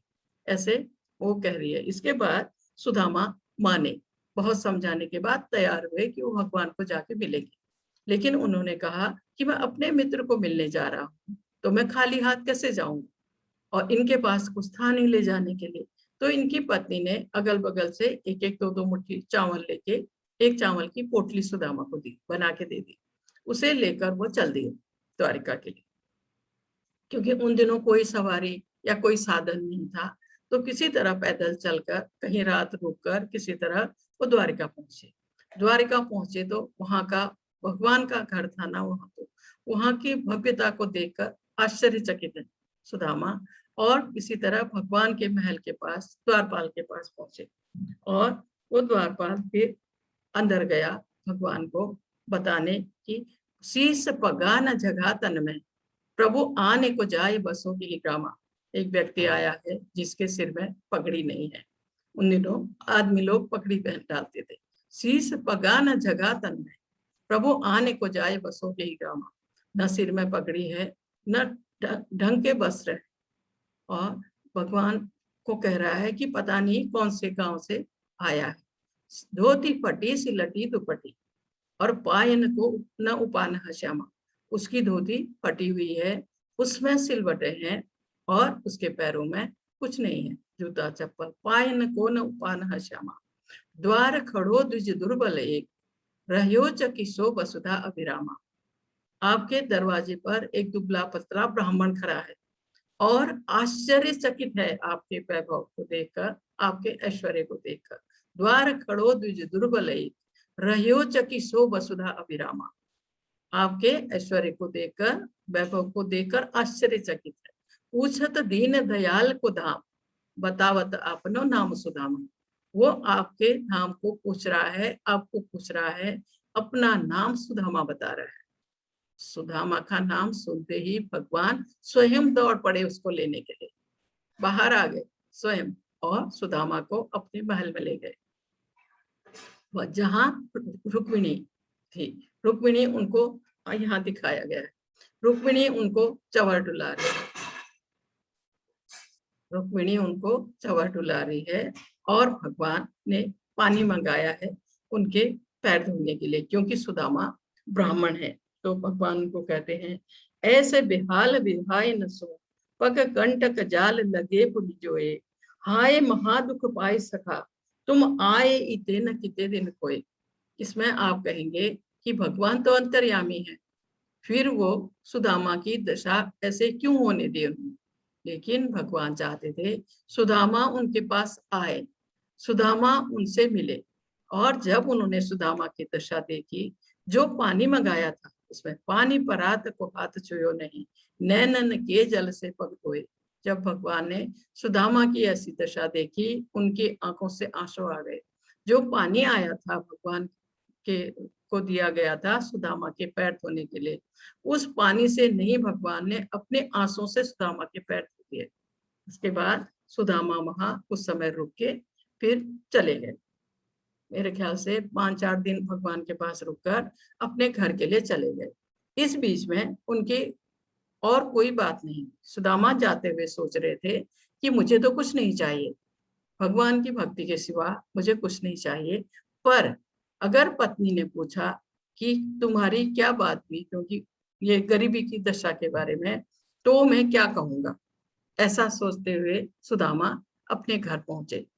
घर पहुंचे तो वो वहां से लौटने लगे, क्योंकि जहां उनकी टूटी झोपड़ी थी वहां द्वारिका के जैसे भव्य महल खड़ा था, द्वारपाल थे सब। ये देख के उनको लगा कि मैं दोबारा द्वारिका कैसे आ गया, मैं तो अपने घर आया था। वो लौटने लगे तो उनकी पत्नी ने देख लिया ऊपर से, वो आई सुदामा के पास। उन्होंने अपनी पत्नी को नहीं पहचाना सुदामा, क्योंकि जिसके पास पहनने को वस्त्र नहीं थे वह सुंदर रेशमी वस्त्र पहने हुए थी और सोने के गहने पहनी हुई थी। तो उन्होंने पूछा सुदामा ने कि आप कौन हैं? तब उनकी पत्नी ने बताया और उनको लेकर महल में गई। जब तक सुदामा घर पहुंचे, भगवान ने पूरे उनके घर के, क्योंकि आसपास के लोगों से भी एक एक मुट्ठी चावल गया था ना, सबकी दशा सुधार दी थी। सुदामा तो पूरा भव्य महल सब कुछ सुदामा को भगवान ने दे दिया था जब वो गए। तो इसलिए कि भगवान ये चाह रहे थे कि सुदामा उनसे मिले, उनके पास आए एक बार भगवान के दर्शन करने सुदामा, क्योंकि सुदामा भगवान के परम भक्त थे। इसके लिए यहाँ कहा है, जो किसी से द्वेष नहीं करता भगवान का भक्त, लेकिन सभी जीवों का दयालु मित्र है, जो अपने को स्वामी नहीं मानता, दासों का दास मानता है और मिथ्या अहंकार से मुक्त है, जो सुख दुख में समभाव रखता है, सुख होने पर खुशी से उछलता नहीं, दुख होने पर रोता नहीं, एक समान समझता है, सहिष्णु है, सदैव आत्मतुष्ट रहता है, संतोष से रहता है, आत्म संयमी है, उसमें संयम है, तथा जो निश्चय के साथ मुझ में मन तथा बुद्धि को स्थिर करके भक्ति में लगा रहता है, ऐसा भक्त मुझे अत्यंत प्रिय है। भगवान भक्त के गुणों की बात कर रहे हैं इसमें। इसके बाद दिया है इसका 15वां श्लोक, जिससे किसी को कष्ट नहीं पहुंचता। भगवान का भक्त कभी किसी को कष्ट नहीं पहुंचाता, तथा जो अन्य किसी के द्वारा विचलित नहीं किया जा सकता। वो अपने ध्यान से या अपनी भक्ति से कोई कितनी ही कोशिश करे विचलित नहीं होता, हमेशा भगवत भक्ति में लगा रहता है, हमेशा भगवान के ध्यान में लगा रहता है। जो सुख दुख में, भय तथा चिंता में स्वभाव रखता है, उसके लिए सुख हो तो वो सोचता है भगवान ने दिया है, दुख हो तो सोचता है ये मेरे कर्मों का, वो विचलित नहीं होता है सुख दुख में, भय तथा चिंता में संभाव रखता है। ना उसे, भगवान के भक्त को किसी से भय नहीं लगता, ना उसे कोई चिंता है, क्योंकि उसको ये है कि मैं भगवान की शरण में, और सब इसमें संभाव रखता है, वो मुझे अत्यंत प्रिय है। ऐसा भगवान का भक्त, भगवान कह रहे हैं मुझे अत्यंत प्रिय है। यहाँ दिखाया है भगवान, ये भगवान का धाम है, ये शिव जी, पार्वती जी, ये सब भगवान के ध्यान में है। इसके बाद दिया है इसमें, जो न कभी हर्षित होता है, ना ही वो बहुत खुश होता है खुशी होने पर, न शोक होने पर वो शोक करता है, जो न पछताता है न इच्छा करता है। उसको अगर किसी चीज की चाह है तो उसको ना मिले तो उसे कोई पछतावा नहीं है, ना ही वो किसी चीज की इच्छा करता है, जो है भगवान का आशीर्वाद समझ के स्वीकार करता है, तथा सुख तथा अशुभ दोनों प्रकार की वस्तुओं का परित्याग कर देता है। वो सुख शुभ हो या अशुभ हो, क्योंकि उसे किसी और चीजों से या भौतिक चीजों से लगाव नहीं है, भौतिक चीजों का वो परित्याग कर देता है। ऐसा भक्त मुझे अत्यंत प्रिय है। भगवान कह रहे हैं जो ऐसा भक्त है वो मुझे अत्यंत प्रिय है। यहाँ फिर से इनको दिखाया गया है प्रहलाद महाराज। प्रहलाद महाराज क्योंकि परम भक्त थे भगवान के, इसलिए इनको कष्ट देने के लिए हिरण्याकश्यप ने हर रास्ता अपनाया, किंतु वो नहीं मार पाया उनको, क्योंकि भगवान अपने भक्त की हर तरह से रक्षा करते। जहर दिया गया इनको और इनकी बुआ के गोद में इनको चिता में बिठाया गया ताकि उसको उसका अग्नि से न जलने का वरदान मिला हुआ था उसको, इसलिए। लेकिन ये हर जगह से भगवान का नाम लेते हुए बाहर आ गए। भगवान अपने भक्त की हर हाल में रक्षा करते हैं।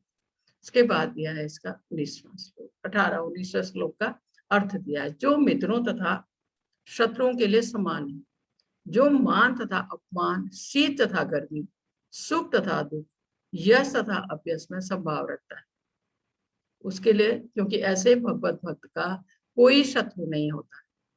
मित्र और शत्रु उसके लिए समान है, संभाव से देखता है, इसलिए कि वो ये नहीं देखता है, वो ये देखता है कि परमात्मा सबके अंदर स्थित है, सबके हृदय में स्थित है, ये देखता है भक्त। इसलिए सबके साथ वो मित्र हो या शत्रु हो समान व्यवहार करता है। न उसको मान की चिंता है न अपमान की, न उसे किसी से मान चाहिए और न अपमान होने पर उसको कोई बुरा लगता है। ठंड हो या गर्मी हो, सुख हो या दुख हो, यश तथा अप्यस, कोई उनको उनके सम्मान करे या कोई उन्हें ना करे, उनका अपमान करे, सब उनके लिए समान है।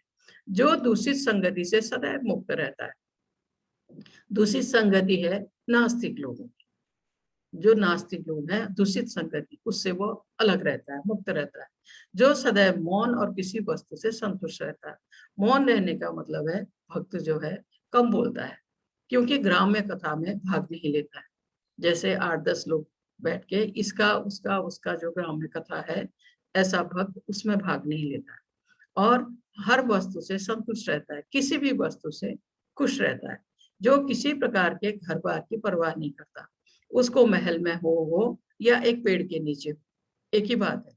उसको किसी तरह के घर बार की वो परवाह नहीं करता।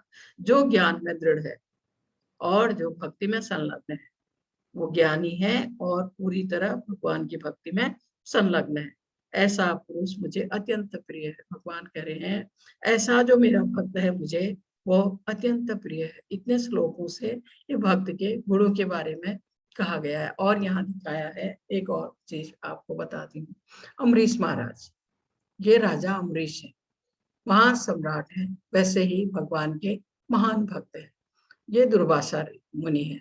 दुर्वासा मुनि आपको पता है छोटी छोटी बातों में गुस्सा होके श्राप देने की इनकी आदत है। इनके श्राप प्रसिद्ध है, छोटी छोटी स्टोरियां इनके बारे में है, क्योंकि ये बिना सोचे समझे श्राप देते थे। दुर्वासा मुनि बहुत ही गुस्से वाले। तो ये आए अम्बरीश महाराज के पास। ये पहुंचे कब? जैसे एकादशी के बाद जो दूसरा दिन होता है ना, द्वादशी, जब व्रत के पारायण की या व्रत तोड़ने का समय होता है सुबह, तब पहुंचे तो ये अम्बरीश महाराज खुश हो गए। राजा अम्बरीश खुश हुए कि चलो इनके हम साथ ही अब व्रत तोड़ेंगे। और व्रत टूटने को बहुत कम समय रह गया था। तो ये आए तो इन्होंने बोला, अम्बरीश महाराज ने, कि उनका स्वागत किया और हम साथ में व्रत तोड़ेंगे ऐसे बोल के। लेकिन दुर्वासा मुनि ने कहा मैं स्नान करके आता हूँ, और वो चले गए तालाब में स्नान करने। अब व्रत का समय निकले जा रहा है और वो नहीं आए।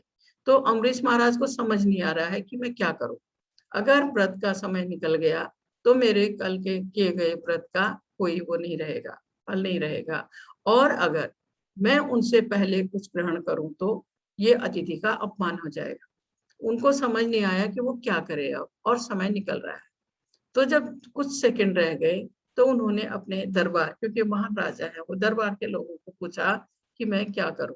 तो सबने कहा आपने निर्जला व्रत किया है। निर्जला व्रत में क्या होता है, पानी पी के भी व्रत टूट जाता है। और जो हम फलाहार करते हैं तो तब अनाज से व्रत तोड़ना होता है, अनाज खा। तो सबने इनको कहा कि आप पानी पी लीजिए, पानी पीने से अतिथि का भी अपमान नहीं होगा, आप भोजन उनके साथ करेंगे और आपका व्रत भी बच जाएगा। तो उन्होंने थोड़ा सा पानी ले लिया अम्बरीश महाराज ने। जैसे ही उन्होंने पानी पिया, दुर्वासा मुनि आ गए और वो इतना गुस्सा, उनको सीधा मारने ही दौड़े, अम्बरीश महाराज को मारने के लिए दौड़े। तो क्योंकि अम्बरीश महाराज भगवान के भक्त है, परम भक्त है, वैसे ही सम्राट। तो भगवान ने अपना सुदर्शन चक्र छोड़ दिया दुर्वासा मुनि को मारने के लिए। भगवान का सुदर्शन चक्र आ गया। अब दुर्वासा आगे आगे भाग रहे, सुदर्शन चक्र उनके पीछे। भागते भागते ये शिव जी के पास गए। उन्होंने कहा इसमें मैं कुछ नहीं कर सकता। और लोगों के पास गए, सबने कहा कि इसमें हम कुछ नहीं कर सकते। तो ये भगवान के पास पहुंचे। भगवान ने कहा इसमें मैं कुछ नहीं कर सकता, तुम वापिस जाओ और अम्बरीश महाराज से क्षमा मांगो, तब ये सुदर्शन चक्र तुमको छोड़ेगा, नहीं तो ये तुमको मार देगा। तो ये वापिस आए और इनसे ये महाराजा अम्बरीश से क्षमा मांगी, तब सुदर्शन चक्र भगवान के पास वापिस गया। तो भगवान अपने भक्त की हर हाल में रक्षा करते हैं, ये सत्य है। इसके बाद ये दिया इसका 20वां श्लोक। ये तु धर्मा वृद्धमिदं यथोक्तं पर्युपासते श्रद्धाना मत परमा भक्तास्ते अतीव में प्रिय, जो इस भक्ति के अमर पथ का अनुसरण करते हैं। भक्ति के पथ में धीरे धीरे आगे बढ़ते हैं, भगवान के अनन्य भक्त बन जाते हैं। और जो मुझे ही अपने चरम लक्ष्य बनाकर श्रद्धा सहित पूर्ण रूपेण संलग्न रहते हैं।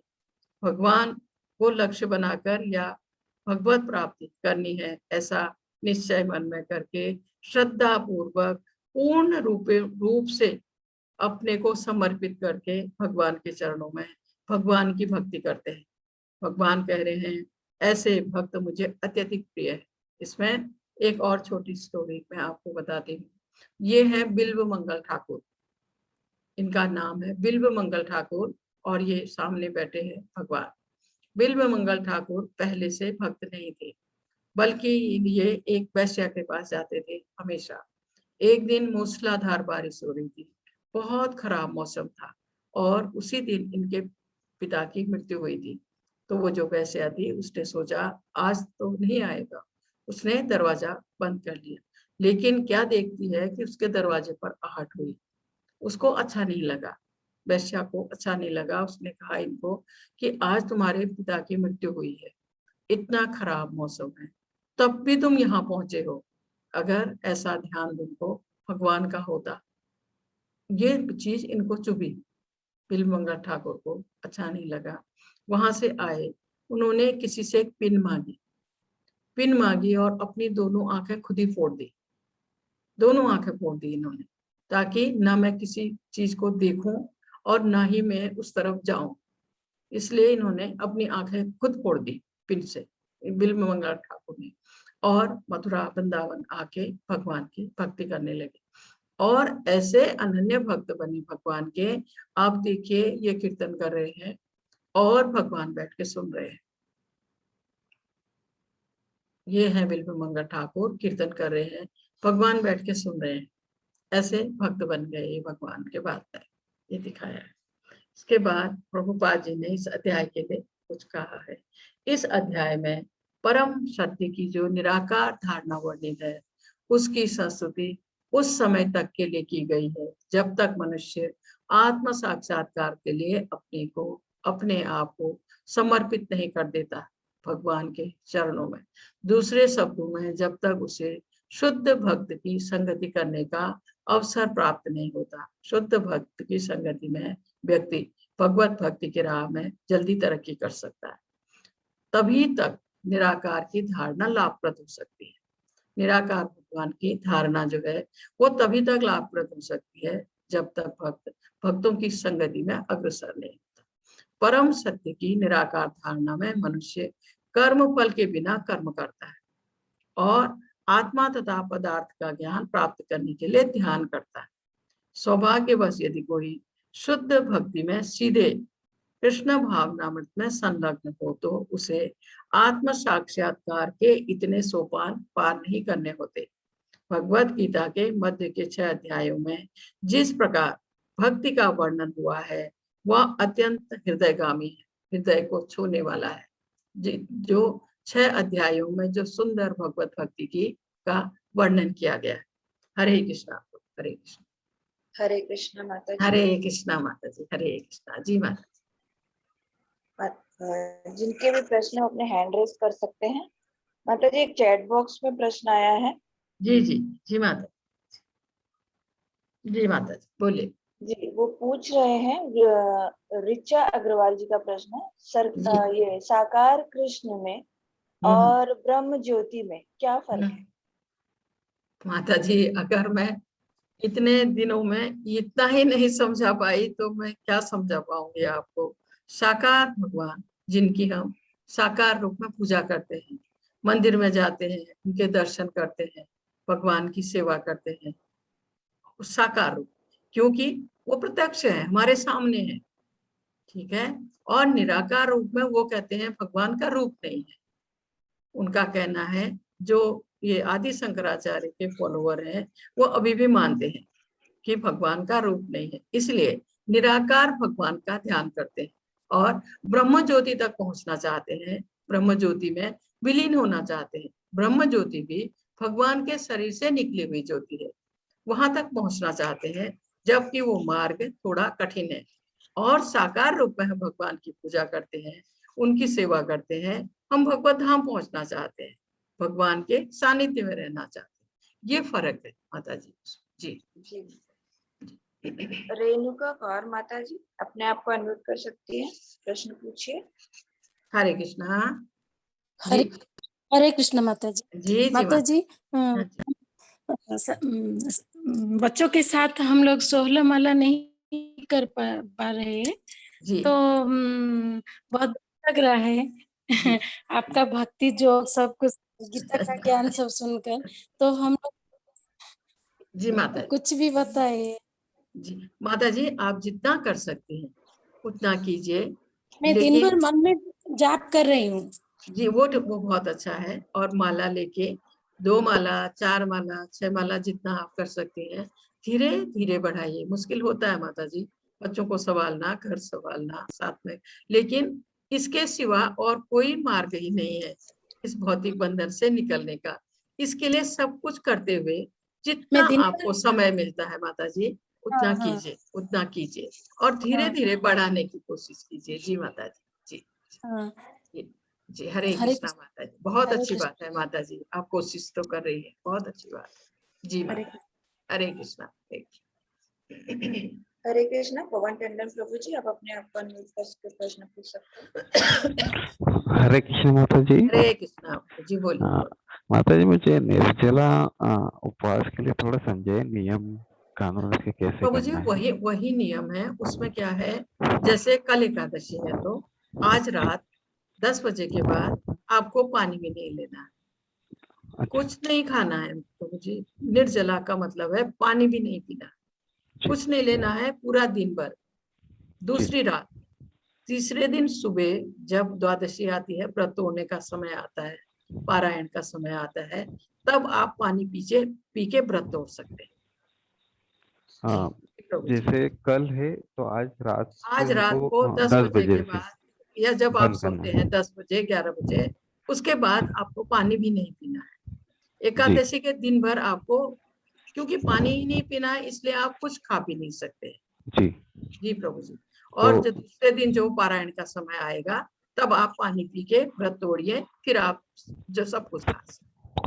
जी प्रभु जी। जैसे वो दूसरे, आज रात से मैंने बंद करा हाँ जी 10 बजे के बाद से, तो जी, अगले 10 या 11 बजे जब आप सोए, जी, ऐसा है। तो जी प्रभु आज से बंद हुआ तो कल जी का पूरा दिन कुछ नहीं लेना है, जी तो जी। परसों सुबह लेना है जो भी लेना है। हाँ, वो जो तोड़ने का समय बताते हैं ना, व्रत तोड़ने का, जी उसमें लेना है। जी प्रभु जी, ये अति उत्तम है, लेकिन कर पाना थोड़ा सा कठिन है। कुछ पानी की जरूरत पड़ती है ना, जी तो जी माता लेकिन ये जो कृष्ण भावना भावित भक्त है, वो करते हैं प्रभु जी। कुछ कुछ तो हर एकादशी को निर्जला करते हैं। जी जी जी प्रभु, लेकिन साल में अगर एक भी कर पाए ना, जी। अति उत्तम है। एक भी हम निर्जला कर पाए तो, मैं तो नहीं कर पाती प्रभु जी निर्जला, मुझे पानी चाहिए।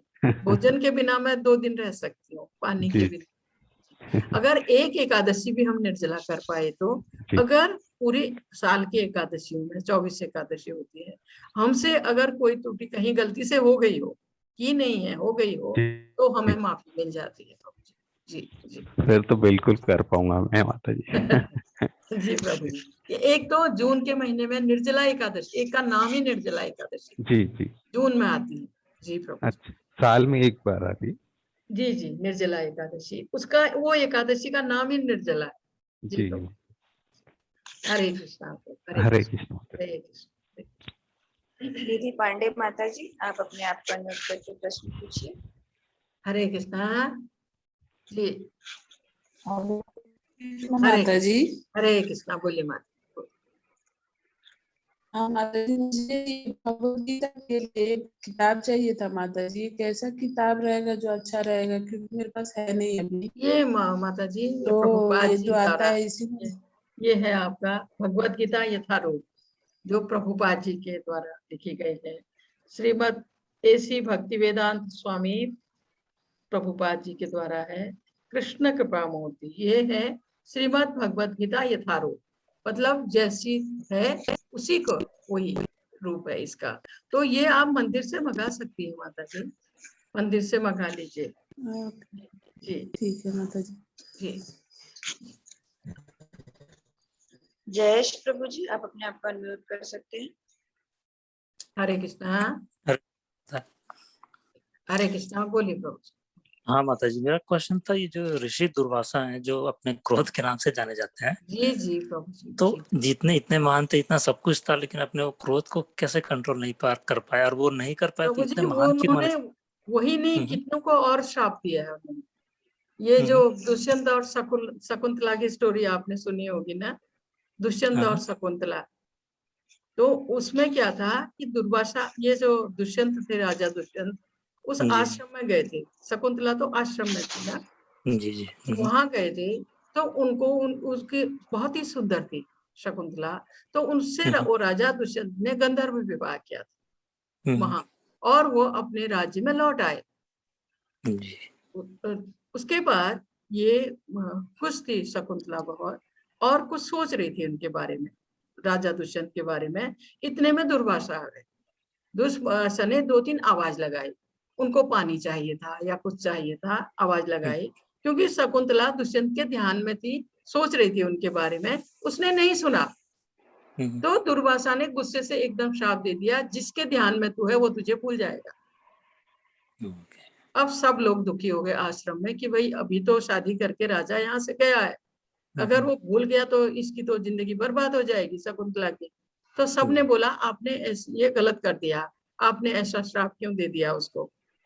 तो तब उन्होंने कहा कि श्राप तो मैं दे चुका हूँ, लेकिन वो अगर उसने, राजा ने कोई निशानी शकुंतला को दी है तो उसको दिखाने से राजा को याद आ जाएगी। राजा अपने रिंग, अपना नाम लिखा हुआ एक रिंग शकुंतला को पहना के गए थे। तो ये सोच के सबने सोचा कि चलो इसको दिखाने से शायद उनको याद आ जाए। इसके बाद शकुंतला गर्भवती थी, तो सबने कहा कि अब इनको राजा के पास ले जाना चाहिए। शकुंतला को लेके आश्रम के लोग राजा के पास चले, लेकिन जो वो रिंग उसके हाथ में थी, वो जब वो नदी में पानी पीने लगी तो वो रिंग नदी में चली गई, उसके हाथ से गिर गई। और वो जब सब लोग राजा के पास पहुंचे तो राजा ने शकुंतला को पहचानने से इनकार कर दिया, जबकि उससे उन्होंने गंधर्व विवाह किया था। दुष्यंत ने मना कर दिया, मैं नहीं जानता इसे। और वो सब लोग दुखी होकर शकुंतला को लेकर वापस आ गए आश्रम में।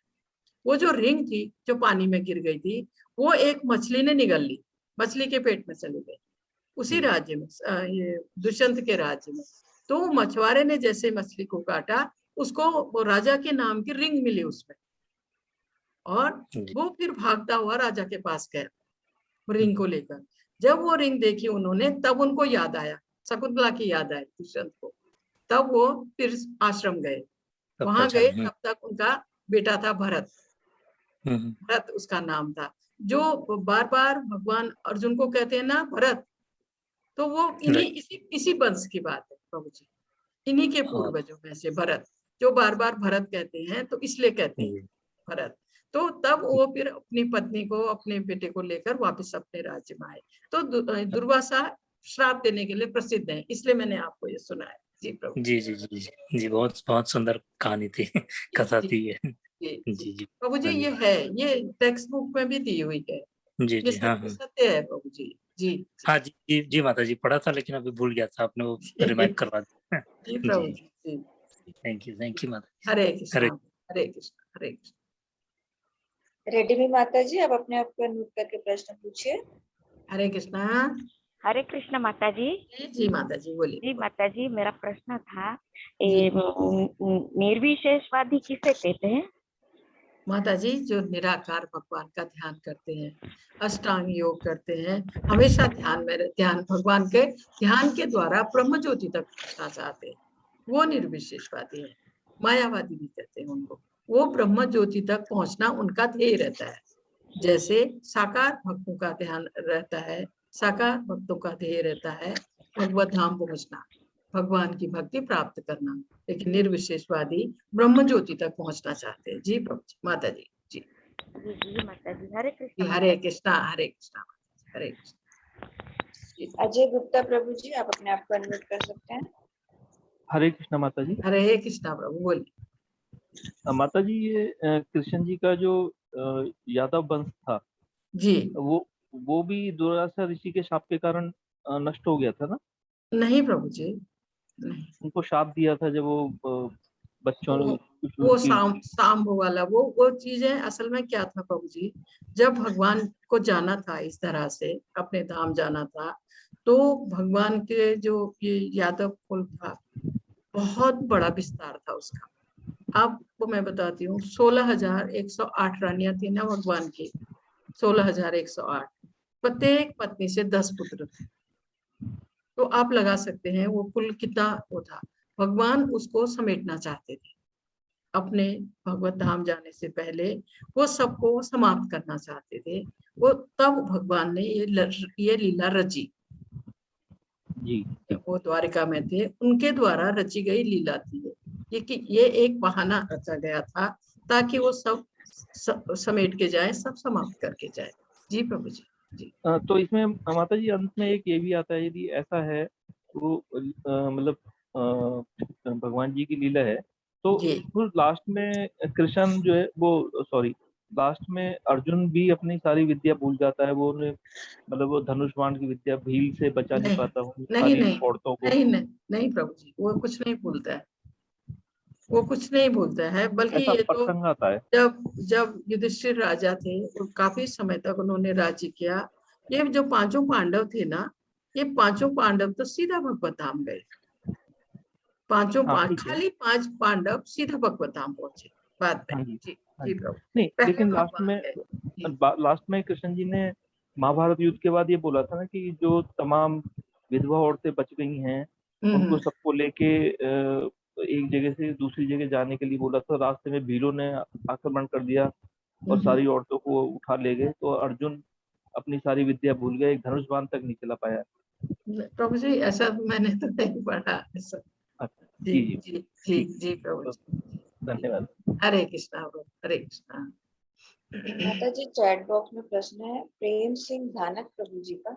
जी माता जी, जब मैं आजकल यह भगवत गीता सुनता हूँ तो मेरा ध्यान गीता सुनते हुए भी इधर उधर भटकता रहता है। मैं गीता सुनते हुए भी समझ नहीं पाता हूँ। सिर्फ यही नहीं, जब मैं अपनी पढ़ाई भी करता हूँ तब भी मेरा ध्यान पढ़ाई के बजाय अन्य जगह भटकता रहता है। माता जी, भक्ति के माध्यम से इसका कोई समाधान बताने की कृपा करें। बिल्कुल बिल्कुल प्रभु जी, आप महामंत्र का जप कीजिए प्रभु जी, क्योंकि क्या होगा जब तक ध्यान, जैसे पढ़ाई कर रहे हैं आप, अगर वहां ध्यान नहीं लगा तो बहुत अच्छा आप नहीं कर पाएंगे। इसी तरह से ध्यान क्या है, मन सबका भटकता है, किसी का कम किसी का ज्यादा, लेकिन जब हम भगवान की भक्ति करने लगते तो धीरे धीरे हम अपने मन को ही नहीं, अपने सब इंद्रियों को हमारी बस में आ जाती। वो तब संभव है जब हम धीरे धीरे भगवान की भक्ति करें। तो जैसे आप भगवत नाम का जप 1 माला कीजिए, 2 कीजिए, जितना आपको समय हो। महामंत्र का जप, इसमें बहुत शक्ति है। आप अपने मन को धीरे धीरे बस में कर पाएंगे भगवान का ध्यान करने से। जैसे आप कोई भी काम कर रहे हैं, मन से भगवान का ध्यान कर सकते हैं, भगवत नाम का जप कर सकते हैं। और इसमें ये भी है, जैसे आप करें भगवत गीता को समझना। प्रभु जी शुरू में ना समझ आए कोई बात नहीं, आप ये 18 दिन का कोर्स 1 बार कीजिए, 2 बार कीजिए, और जब आपको समय हो खुद भी 1-2 श्लोक पढ़ने की कोशिश कीजिए, अवश्य समझ आएगा। ये कठिन नहीं है। शुरू में ऐसा लगता है, लेकिन बहुत आसान तरीके से। और भगवत गीता में यही समझाया गया है 18 अध्याय में कि किस तरह हम भगवान की भक्ति करके इस भौतिक बंधन से निकल सकते हैं, इस जन्म मृत्यु के चक्र से निकल सकते हैं। हर अध्याय में हमें भक्ति की ओर हम कैसे आगे बढ़े, इस चीज के लिए समझाया गया है। जी प्रभु जी, हरे कृष्णा हरे कृष्णा हरे अच्छा जी, कृष्णा। एक प्रश्न और है प्रवीण कुमार शुक्ला जी का। अच्युत का क्या अर्थ है? अच्युत का अर्थ है जो नष्ट नहीं होता। जैसे भगवान के लिए आता है ना, हे अच्युत, जो विलय नहीं होता, जो नष्ट नहीं होता, उसके लिए अच्युत कहते हैं। भगवान को कहते हैं अच्युतम केशवम राम नारायण, जो कभी भी जिनका मतलब जो समाप्त नहीं होता, ऐसे आप सोचिए, जो नष्ट नहीं होता वो अच्युत है। जी जी माता जी। जी माता जी, प्रश्न भी नहीं है, चैट बॉक्स में भी नहीं जी था माता जी, जी माता जी। आज आप थोड़ा जल्दी फ्री हो सकेंगे क्योंकि आज श्लोक के 20 थे माता जी, छोटा अध्याय था बहुत। जी जी, हरे जी। कृष्णा माता जी, बहुत बहुत धन्यवाद आप सबका, बहुत हरे बहुत कृष्णा माता धन्यवाद इतना समय देने के लिए। हरे कृष्णा माता जी, हरे कृष्णा, हरे कृष्णा।